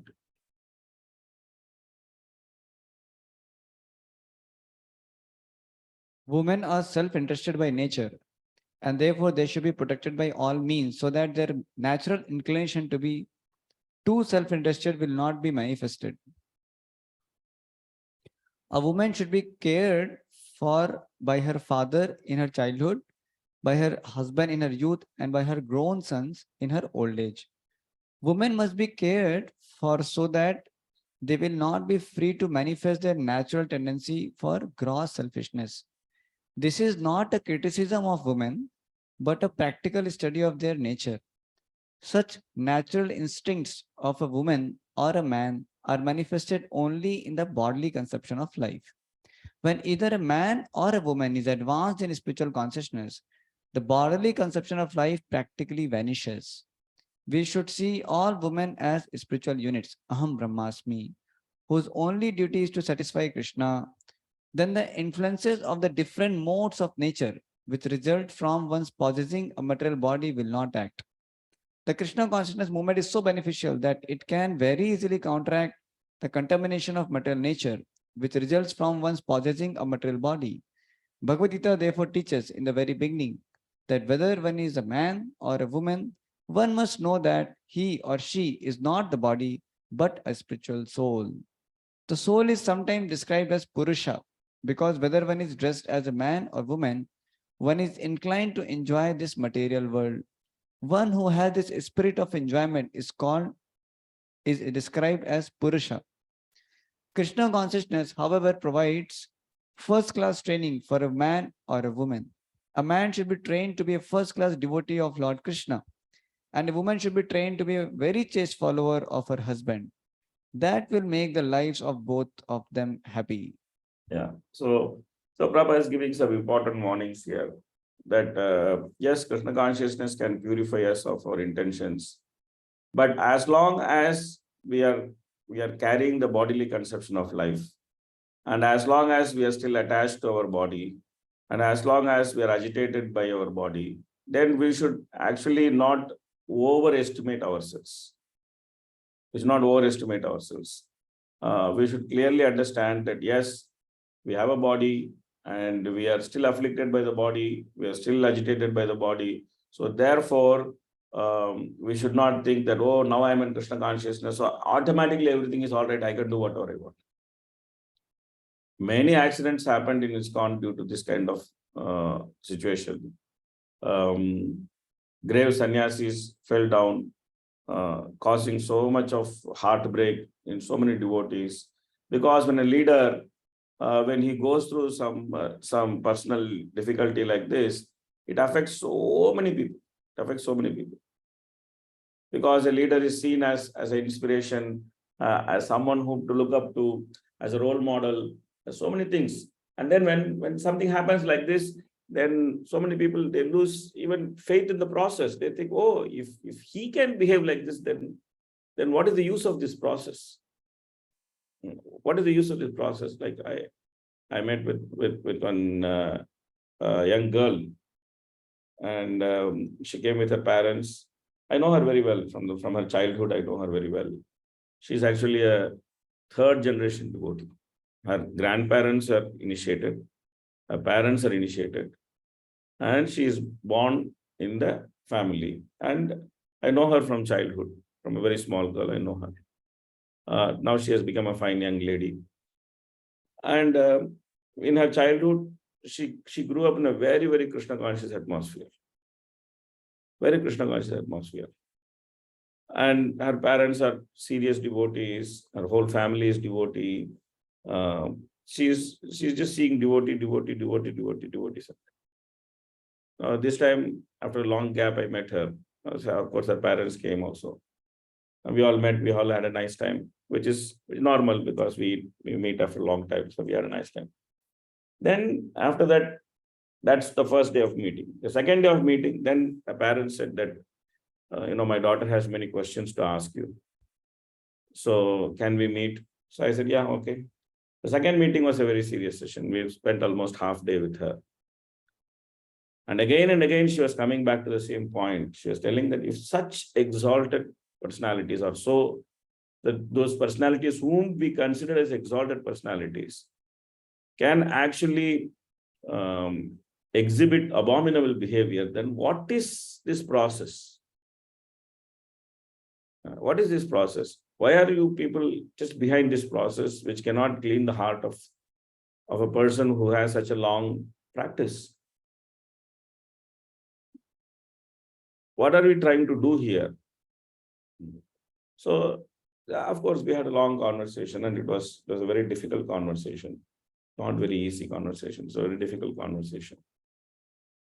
And I was trying to explain to her the same thing, that nobody should consider themselves as exceptions to the rules. And everybody should understand that the rules apply for everybody. Nobody should think that, oh, I am an exception to this rule.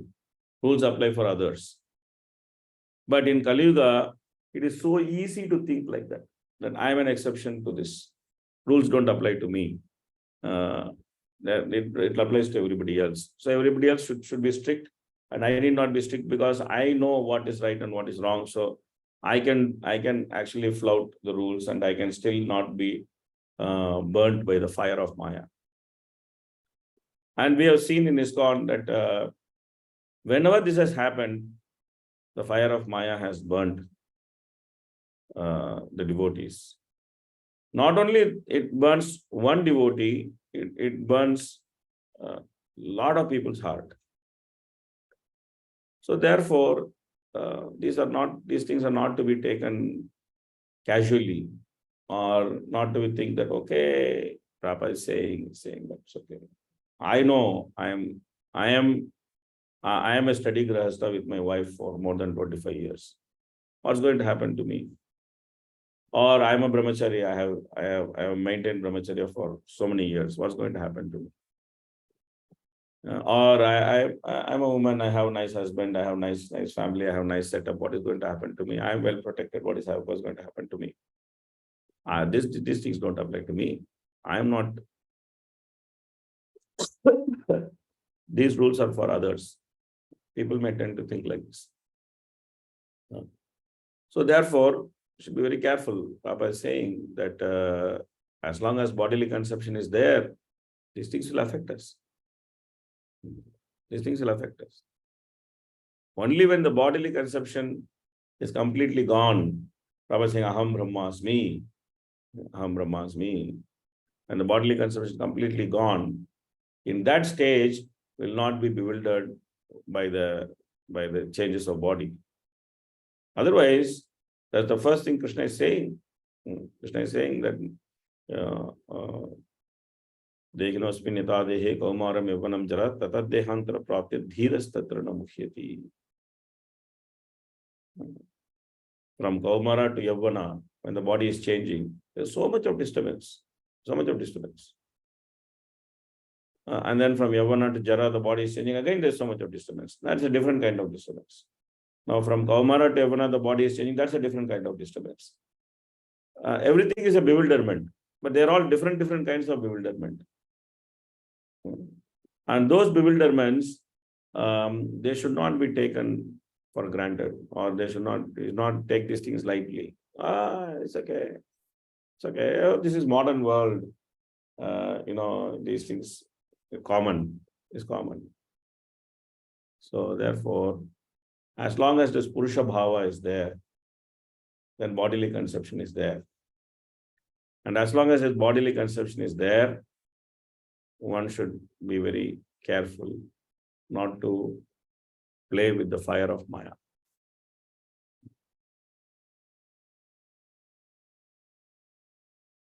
Okay, please read.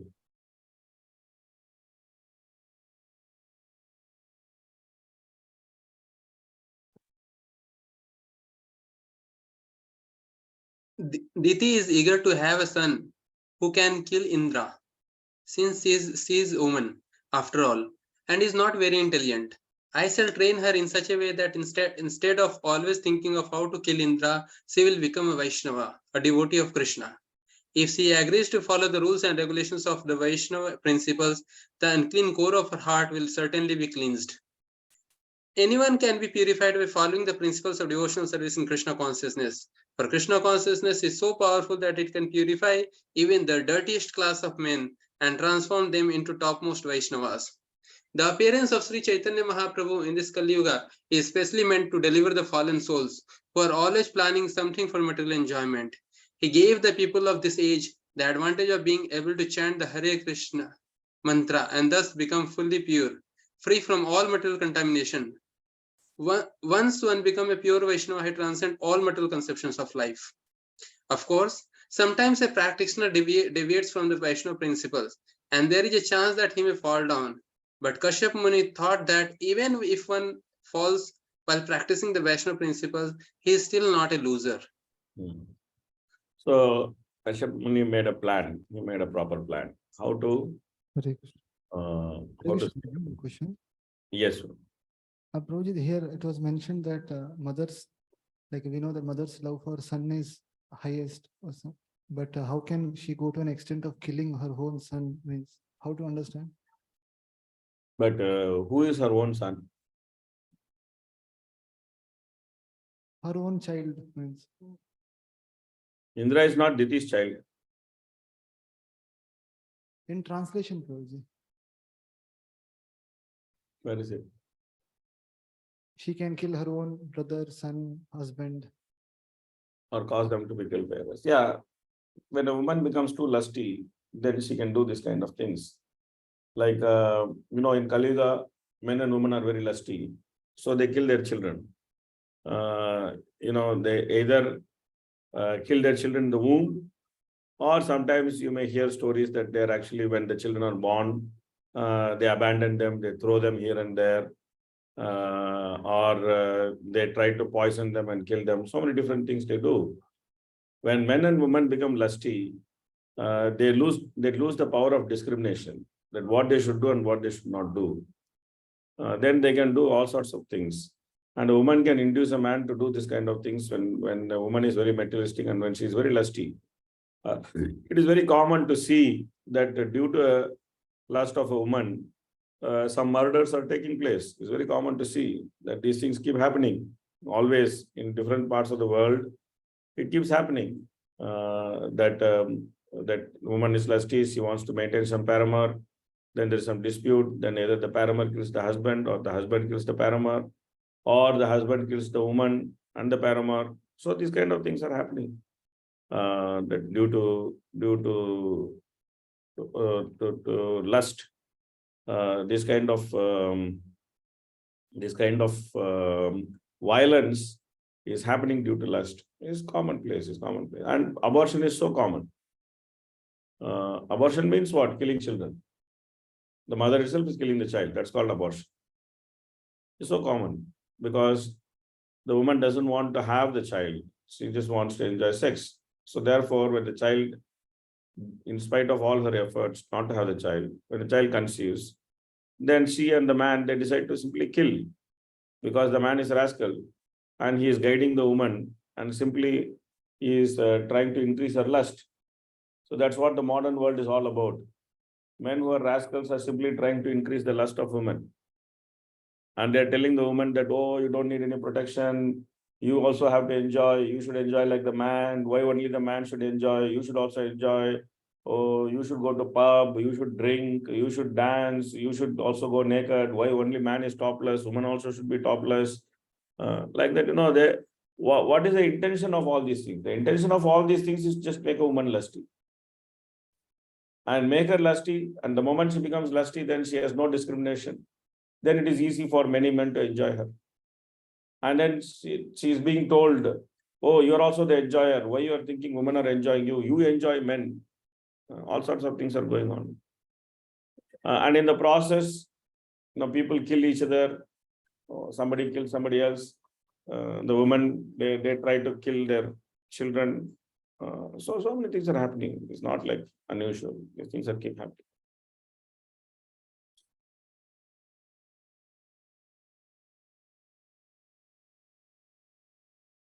You're not reading newspaper, it is good. But if you read newspaper, it's common to see that this kind of news appear now and then. But please don't read newspaper for this. If you don't read newspaper, it is good. You can be free from the anarthas of Kali Yuga. You can be blissfully Krishna conscious. Okay. The word Indraha refers to an Asura who is always eager to kill Indra. An enemy of Indra is naturally a friend to the Asuras. But the word Indraha also refers to one who follows Indra or who is obedient to him. Thus, the words Indra, Hadev, Bandhava are equivocal, for they say, your son will kill Indra, but he will be very friendly to the demigods. If a person actually became a friend of demigods, he certainly would not be able to kill Indra. So, it's all wordplay. Sanskrit is a very complicated language, and Kashyapa is very experienced in Sanskrit. So therefore, he is using wordplay to give an impression to his wife that she's actually going to get what she wants, but he's actually going to give her the opposite of what she wants. So now we should read more translations. We'll read translations all the way up to the end. Please read. This is another side of a woman's psychology. Translation. About translation. Translation. Diti replied, my dear Brahmana, I must accept your advice and follow the vow. Now let me understand what I have to do, what is forbidden and what will not break the vow. Please, sir, please clearly state all this to me. Kashyap Muni said, my dear wife, to follow this vow, do not be violent or cause harm to anyone. Do not curse anyone and do not speak lies.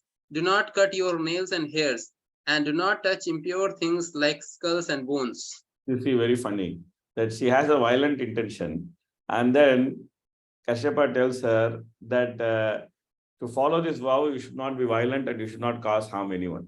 She's just doing the whole vow to cause harm to Indra. Kashyapa, he is just telling her that, oh, you follow this vow by not causing harm to it. So he's already indicating to her that, I am going to break this.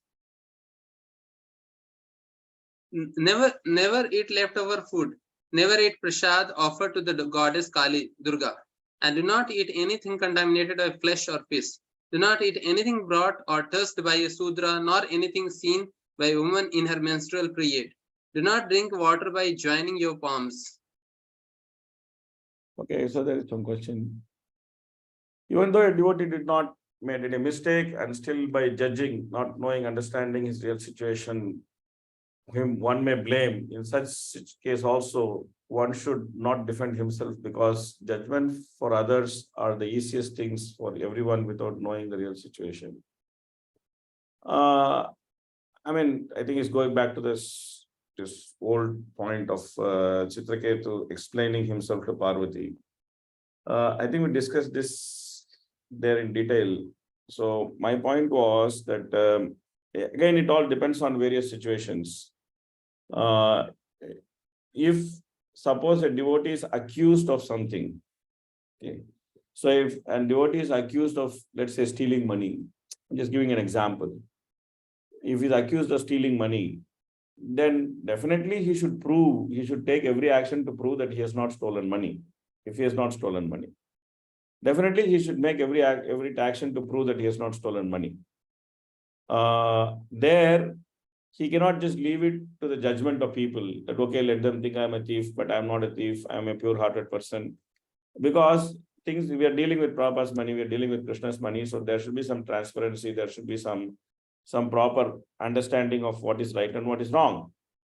So therefore, he should definitely do things to actually properly show that he is not accused of what he is being accused of. That's definitely, these things should be done. Okay. Stealing money is an example, but there may be other serious accusations like this, like stealing money or doing some other things like that. There may be serious accusations like this. So therefore, those things might require that one explains himself, one proves himself that one is not wrong. There are different types of sins which are considered mahapataka. Stealing money from Guru, having relationship with the wife of Guru, or having relationship with the wife of a Brahmana. There are different things that are considered as very abominable. So if a person is accused of such things, then definitely he should try to prove that, no, I have not done this. Definitely he should go all out and try to prove that he has not done this. But if it is, even in case of Chitraketu, he did try to explain to Parvati that he had no ill intentions. But the way he did that was very nice. That was what we are again and again explaining, that he was not in defending mode. He did not try to defend himself. Rather, he accepted everything else which was around the circumstance, and then he just clarified to Parvati that, see, this is not my intention. This is what he did. He accepted the curse, he accepted the punishment, he accepted everything. And then he came up and then he said, this is not my intention. Okay. So therefore, by his mild behavior, by his tolerance, he actually overcame Parvati. This was very clear. This was told very, very clearly. Prabhupada also said that. Okay. So again, it depends on what circumstance we are dealing with. When we are dealing with a circumstance where a misunderstanding is caused by the different dealings of people, then rather than trying to defend himself, one should try to explain things very nicely, and then accept some consequence which is coming out of that also. But if it is something which is more serious, like I said, like stealing, then one should do everything to defend himself. Now, let's take a case where if one does everything to defend himself, and still he is being accused, and he is unable to remove his accusation. He has done every possible thing to actually prove that he is not wrong. But still the circumstance is such a way that he is unable to prove it. He is unable to satisfactorily demonstrate that he has not done anything wrong. So what to do in this case? In this case, it is the devotee's duty to accept whatever reaction comes as Krishna's will.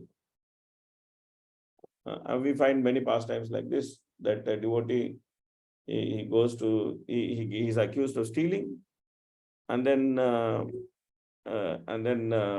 what to do? He accepts Krishna's will because he is trying to explain himself. There's a nice pastime of one Alvar. His name is Tondaredipudi Alvar. He got attracted to actually a dancer, and then he was, I mean, they both were, even though he got attracted to a dancer, they both were engaging in devotional service. But this dancer's mother, she was so crooked, and she was always asking for some money and some this and that, and from this Alvar's assistants, she was always asking for some money and that and this and things like that. And once Ranganath himself came, and he gave one golden pot to this dancer's mother. He came as this Alvar's assistant. He was looking like that Alvar's assistant. And then he came and gave this pot to this dancer's mother. And then he said, please don't trouble him. Let him be with your daughter. I've given you this pot, be satisfied with it. Okay. Now, naturally, the pujaris are searching for the pot where it is. And it's like a golden pot, it's not like a simple pot. And then they found this pot with this lady. And then they asked this lady, who came and gave this pot to you? The lady said, oh, this guy's assistant came and gave this pot to me. Why did he give? Because this guy wanted to be with my daughter, so he gave this to me so that I don't disturb him. So naturally he's accused. He goes to jail. Naturally goes the king arrests him and he sent him to jail. So what he will do? He is asking his assistant, hey, did you go and give this pot? He's saying, no, I didn't go and give this pot. But this lady is telling his assistant only came and gave this pot. And this guy is telling, what pot? I don't know any pot. So Lord himself got him arrested. So now what to do? Go to jail. Okay. So then the Lord again resolves the whole situation, and then he comes out, and all these things happen. But sometimes it is seen that the Lord actually puts the devotees into difficulty. I mean, this is, I told some Purana, but I have also seen sometimes these things happening directly to devotees. I have seen some devotees going through some extreme difficulty, even though they are innocent, but they have no way to prove it they're innocent. So they go through some very extreme difficulty. And then because they are so mature in devotional service, they accept it. They say, okay, this is what Lord wants me to go through. Let me go through it. But it doesn't mean that they have not tried to prove their situation. They have not tried to prove that they are not wrong, etc. They did whatever they can do, but still it went out of their hands. So what can they do? So both these things are there. Both these things are there. Do not drink water joining the palm. I think that means you're just supposed to drink water from one palm. You can drink water from one palm also. You can pour water like this and you can drink like this. What is the reason for that? Like, means, and is it is maybe part of the vow. I don't know all these things. It's all very ritualistic thing. I'm not aware. It's just some rules and regulations he's saying. I think his main idea is that she should break at least one rule, because he has some reason for putting all those rules. He's going to tell her that if you follow all these rules, you get a son who will kill Indra. If you break one rule, then you'll get a son who becomes friend of Indra. So that is the catch he's going to put. So therefore, he's giving her some very difficult rules to follow. It's natural to take water from both the palms and drink it. And just she just takes water from both the palms and drinks, she's going to get a son who is son of Indra, who is friend of Indra. So he's putting some rules and regulations. This is all pure speculation. He's putting some rules and regulations, which is very easy for her to break. And then he will use that as excuse. And then he will do something. taking advantage of her attachment to kill Indra. So then, he can use this quality that she'll do anything to kill Indra. Yeah. So we'll put so many rules. Yes. Prabhuji is also mentioned in the Okay, translation. Baji. Do not eat anything contaminated by flesh or fish. Means generally do they eat? Means why he has to specifically mention that? It's okay to mention it, I don't think. Because they also worship different demigods. So therefore, as part of demigod worship, sometimes these things may be had. So like especially Kali, this again is very specifically speaking of something which is offered to Kali. So what is offered to Kali could be contaminated by flesh or fish or whatever it is.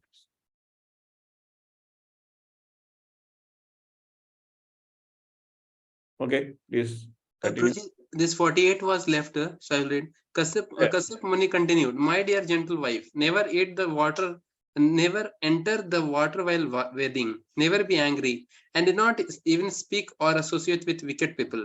Never wear clothes that have not been properly washed, and do not put on a garland that has already been worn. 49th is read. I have read. Okay.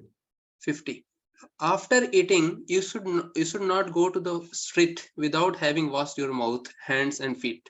You should not go out in the evening or with your hair loose, nor should you go out unless you are properly decorated with ornaments.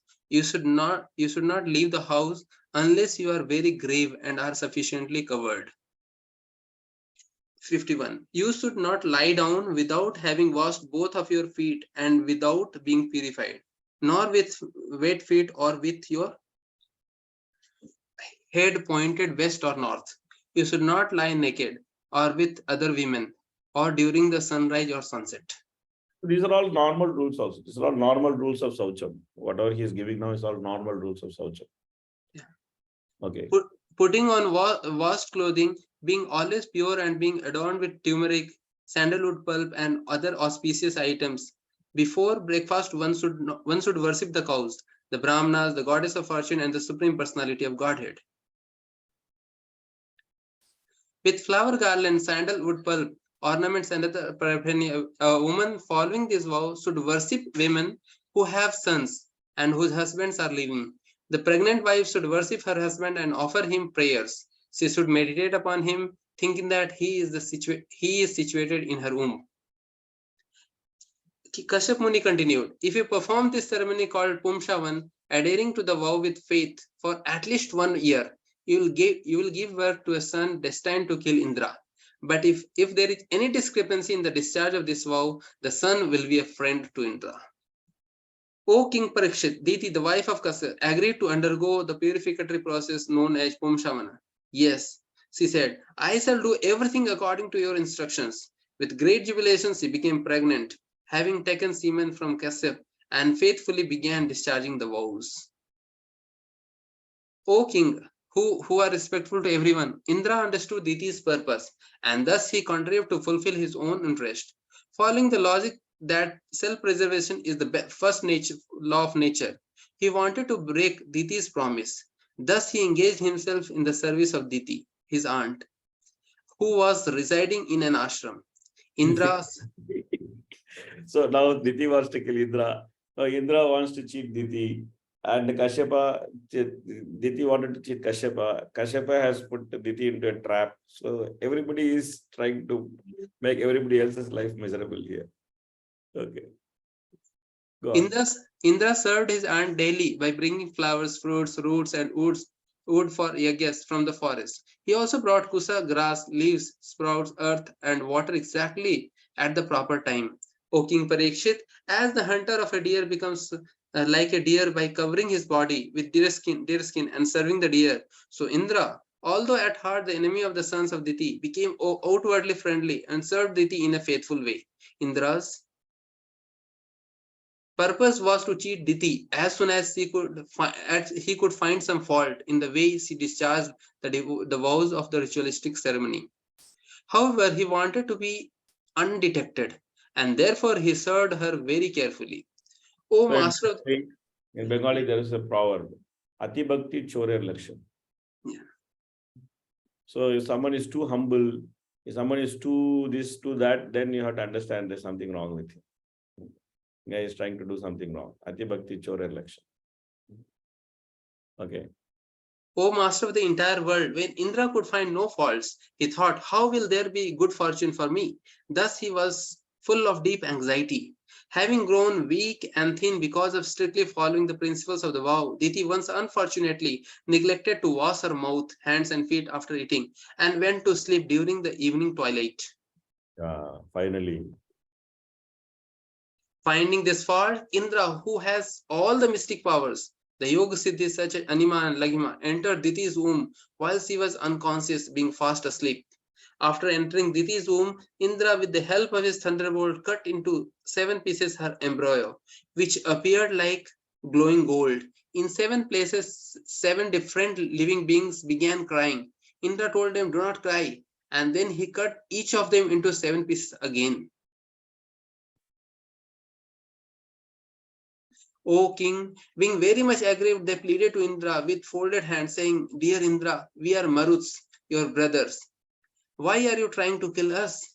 When Indra saw that actually they were his devoted followers, he said to them, if you are all my brothers, you have nothing more to fear from me. Sukdev Goswami said, My dear King Parikshit, you were burned by the Brahmastra of Ashwatthama, but when Lord Krishna entered the womb of your mother, you were saved. Similarly, although the one emperor was cut into 49 pieces by the thunderbolt of Indra, they were all saved by the mercy of the Supreme Personality of Godhead. If one worships the Supreme Personality of Godhead, the original person, even once, he receives the benefit of being promoted to the spiritual world and possessing the same bodily features as Vishnu. Diti worshipped Lord Vishnu for almost 1 year, adhering to a great vow. Because of such strength in spiritual life, the 49 Maruts were born. How then is it wonderful that the Maruts, although born from the womb of Diti, became equal to the demigods by the mercy of the Supreme Lord? Because of worshipping the Supreme Personality of Godhead, Diti was completely purified. When she got up from the bed, she saw her 49 sons along with Indra. These 49 sons were all as brilliant as fire and were in friendship with Indra, and therefore she was very pleased. Therefore, Diti said to Indra, my dear son, I adhere to this difficult vow just to get a son to kill you 12 Adityas. I prayed for only one son, but now I see that there are 49. How has this happened, my dear son Indra? If you know, please tell me the truth. Do not try to speak lies. Indra replied, my dear mother, because I was grossly blinded by selfish interest, I lost sight of religion. When I understood that you were observing a great vow in spiritual life, I wanted to find some fault in you. When I found such a fault, I entered your room and cut the embryo into pieces. First, I cut the child in the womb into 7 pieces, which became 7 children. Then I cut each of the children into 7 pieces again. By the grace of the Supreme Lord, however, none of them died. My dear mother, when I saw that all 49 sons were alive, I was certainly struck with wonder. I decided that this was a secondary result of your having regularly executed devotional service in worship of Lord Vishnu. Although those who are interested only in worshipping the Supreme Personality of Godhead do not desire anything material from the Lord and do not even want liberation, Lord Krishna fulfills all their desires. The ultimate goal of all ambitions is to become a servant of the Supreme Personality of Godhead. If an intelligent man serves the most dear Lord, who gives himself to his devotees, how can he desire material happiness, which is available even in hell? O my mother, O best of all women, I am fool. Kindly excuse me for whatever offenses I have committed. Your 49 sons have been born unhurt because of your devotional service. As an enemy, I cut them into pieces, but because of your great devotional service, they did not die. Sri Sukadeva Goswami continued, Diti was extremely satisfied by Indra's good behavior. Then Indra offered his respects to his aunt with profuse obeisances, and with her permission, he went away to the heavenly planets with his brothers, the Maruts. My dear King Parikshit, I have replied as far as possible to the questions you have asked me, especially in regard to this pure, auspicious narration about the Maruts. Now you may inquire further. I shall explain more. Go back to the purports. And then read as much as possible today. And then we are going to continue tomorrow. You may not have a full class. I think maybe up to 12 o'clock probably.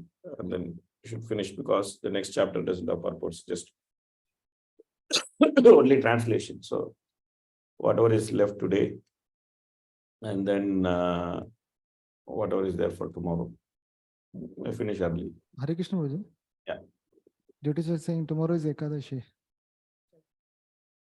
Is there a reason not to read Bhagavatam? I'm just surprised. Devotees generally chant 64 rounds. So Okay, I'm not aware. So I asked Yugal Sham Prabhu. Yugal Sham Prabhu said that we should have class tomorrow.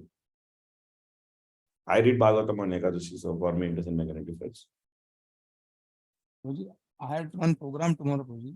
So Yeah, I'm okay. If you want to continue on Monday, it's just another working day.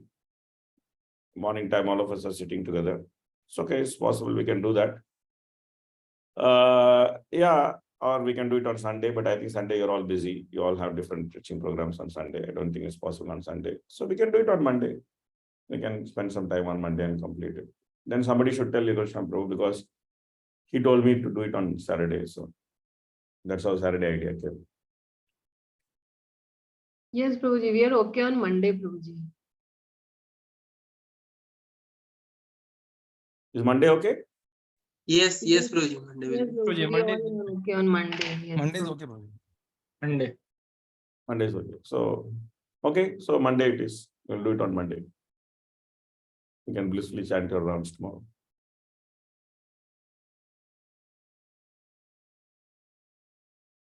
Okay, please read. This is another side of a women's psychology. Even though a woman is fond of fulfilling her own plans, when someone instructs her, especially her husband, she innocently follows, and thus she can be trained for better purposes. By nature, a woman wants to be a follower of a man. Therefore, if the man is good, the woman can be trained for a good purpose. Yeah, the Yes. problem with Kali Yuga is that men are not good.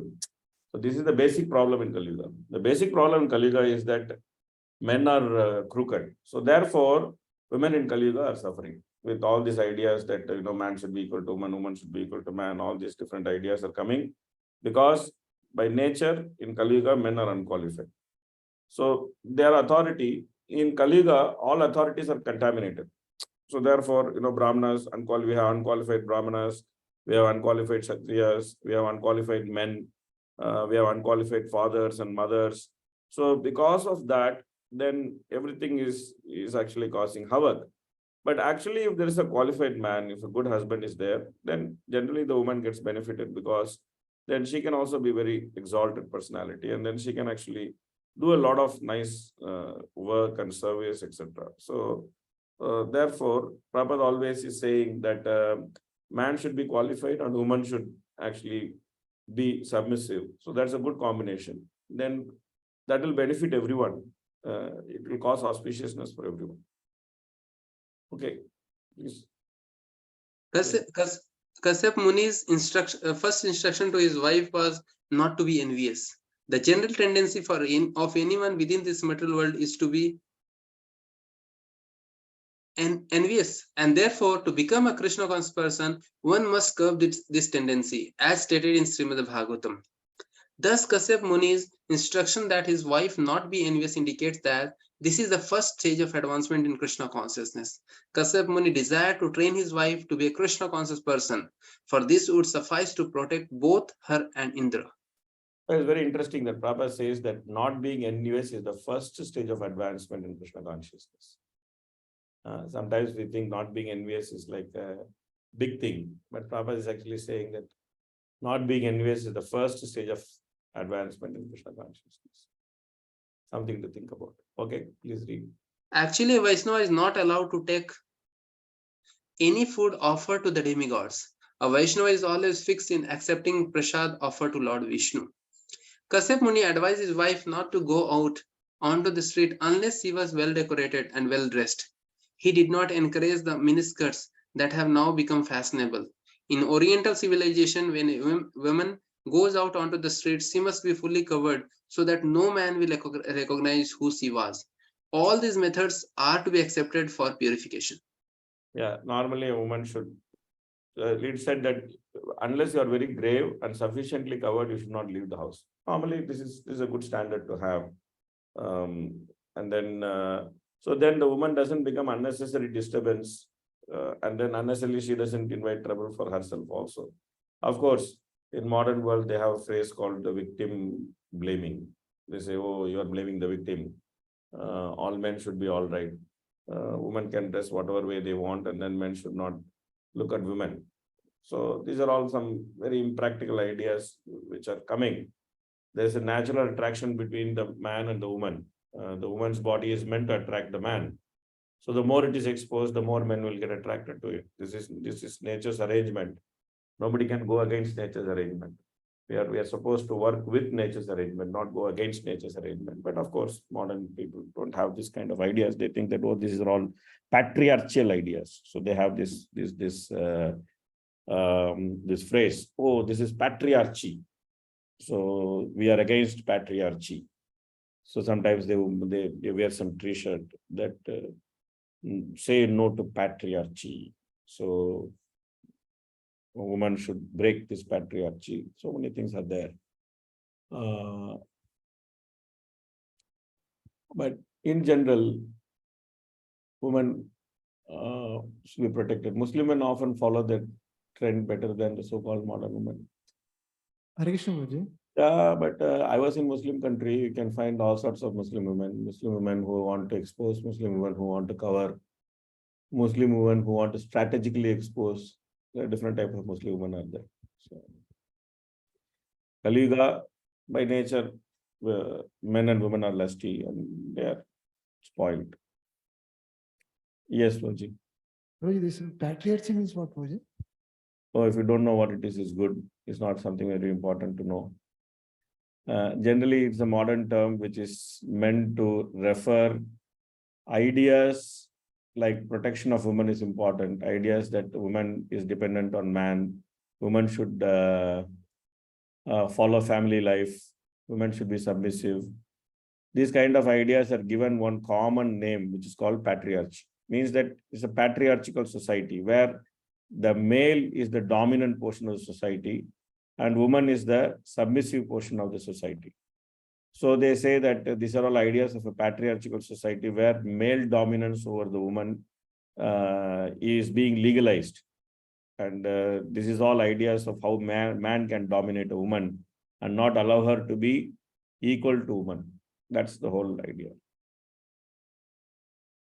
Recently, we had gone to Mayapur temple. So I observed a very, very good thing that I had a boy who was dressed in 3/4 below. So he was practically not allowed to enter inside the temple. And then they had a separate counter where they provide second hand and used dhotis and such kind of dresses. And then he was told to wear that dhoti and then only enter in. So I was very, very happy that how wonderfully, at least inside the temple premises, the dressing sense and the code of dressing sense is very much being preserved. So I liked it very much. And how wonderful it will be if all the ISKCON temples follow like this. I mean, Mayapur, you can do that and you can still not be criticized, but you try to do it in Vrindavan, they'll throw stones at you. It depends on which place you are in.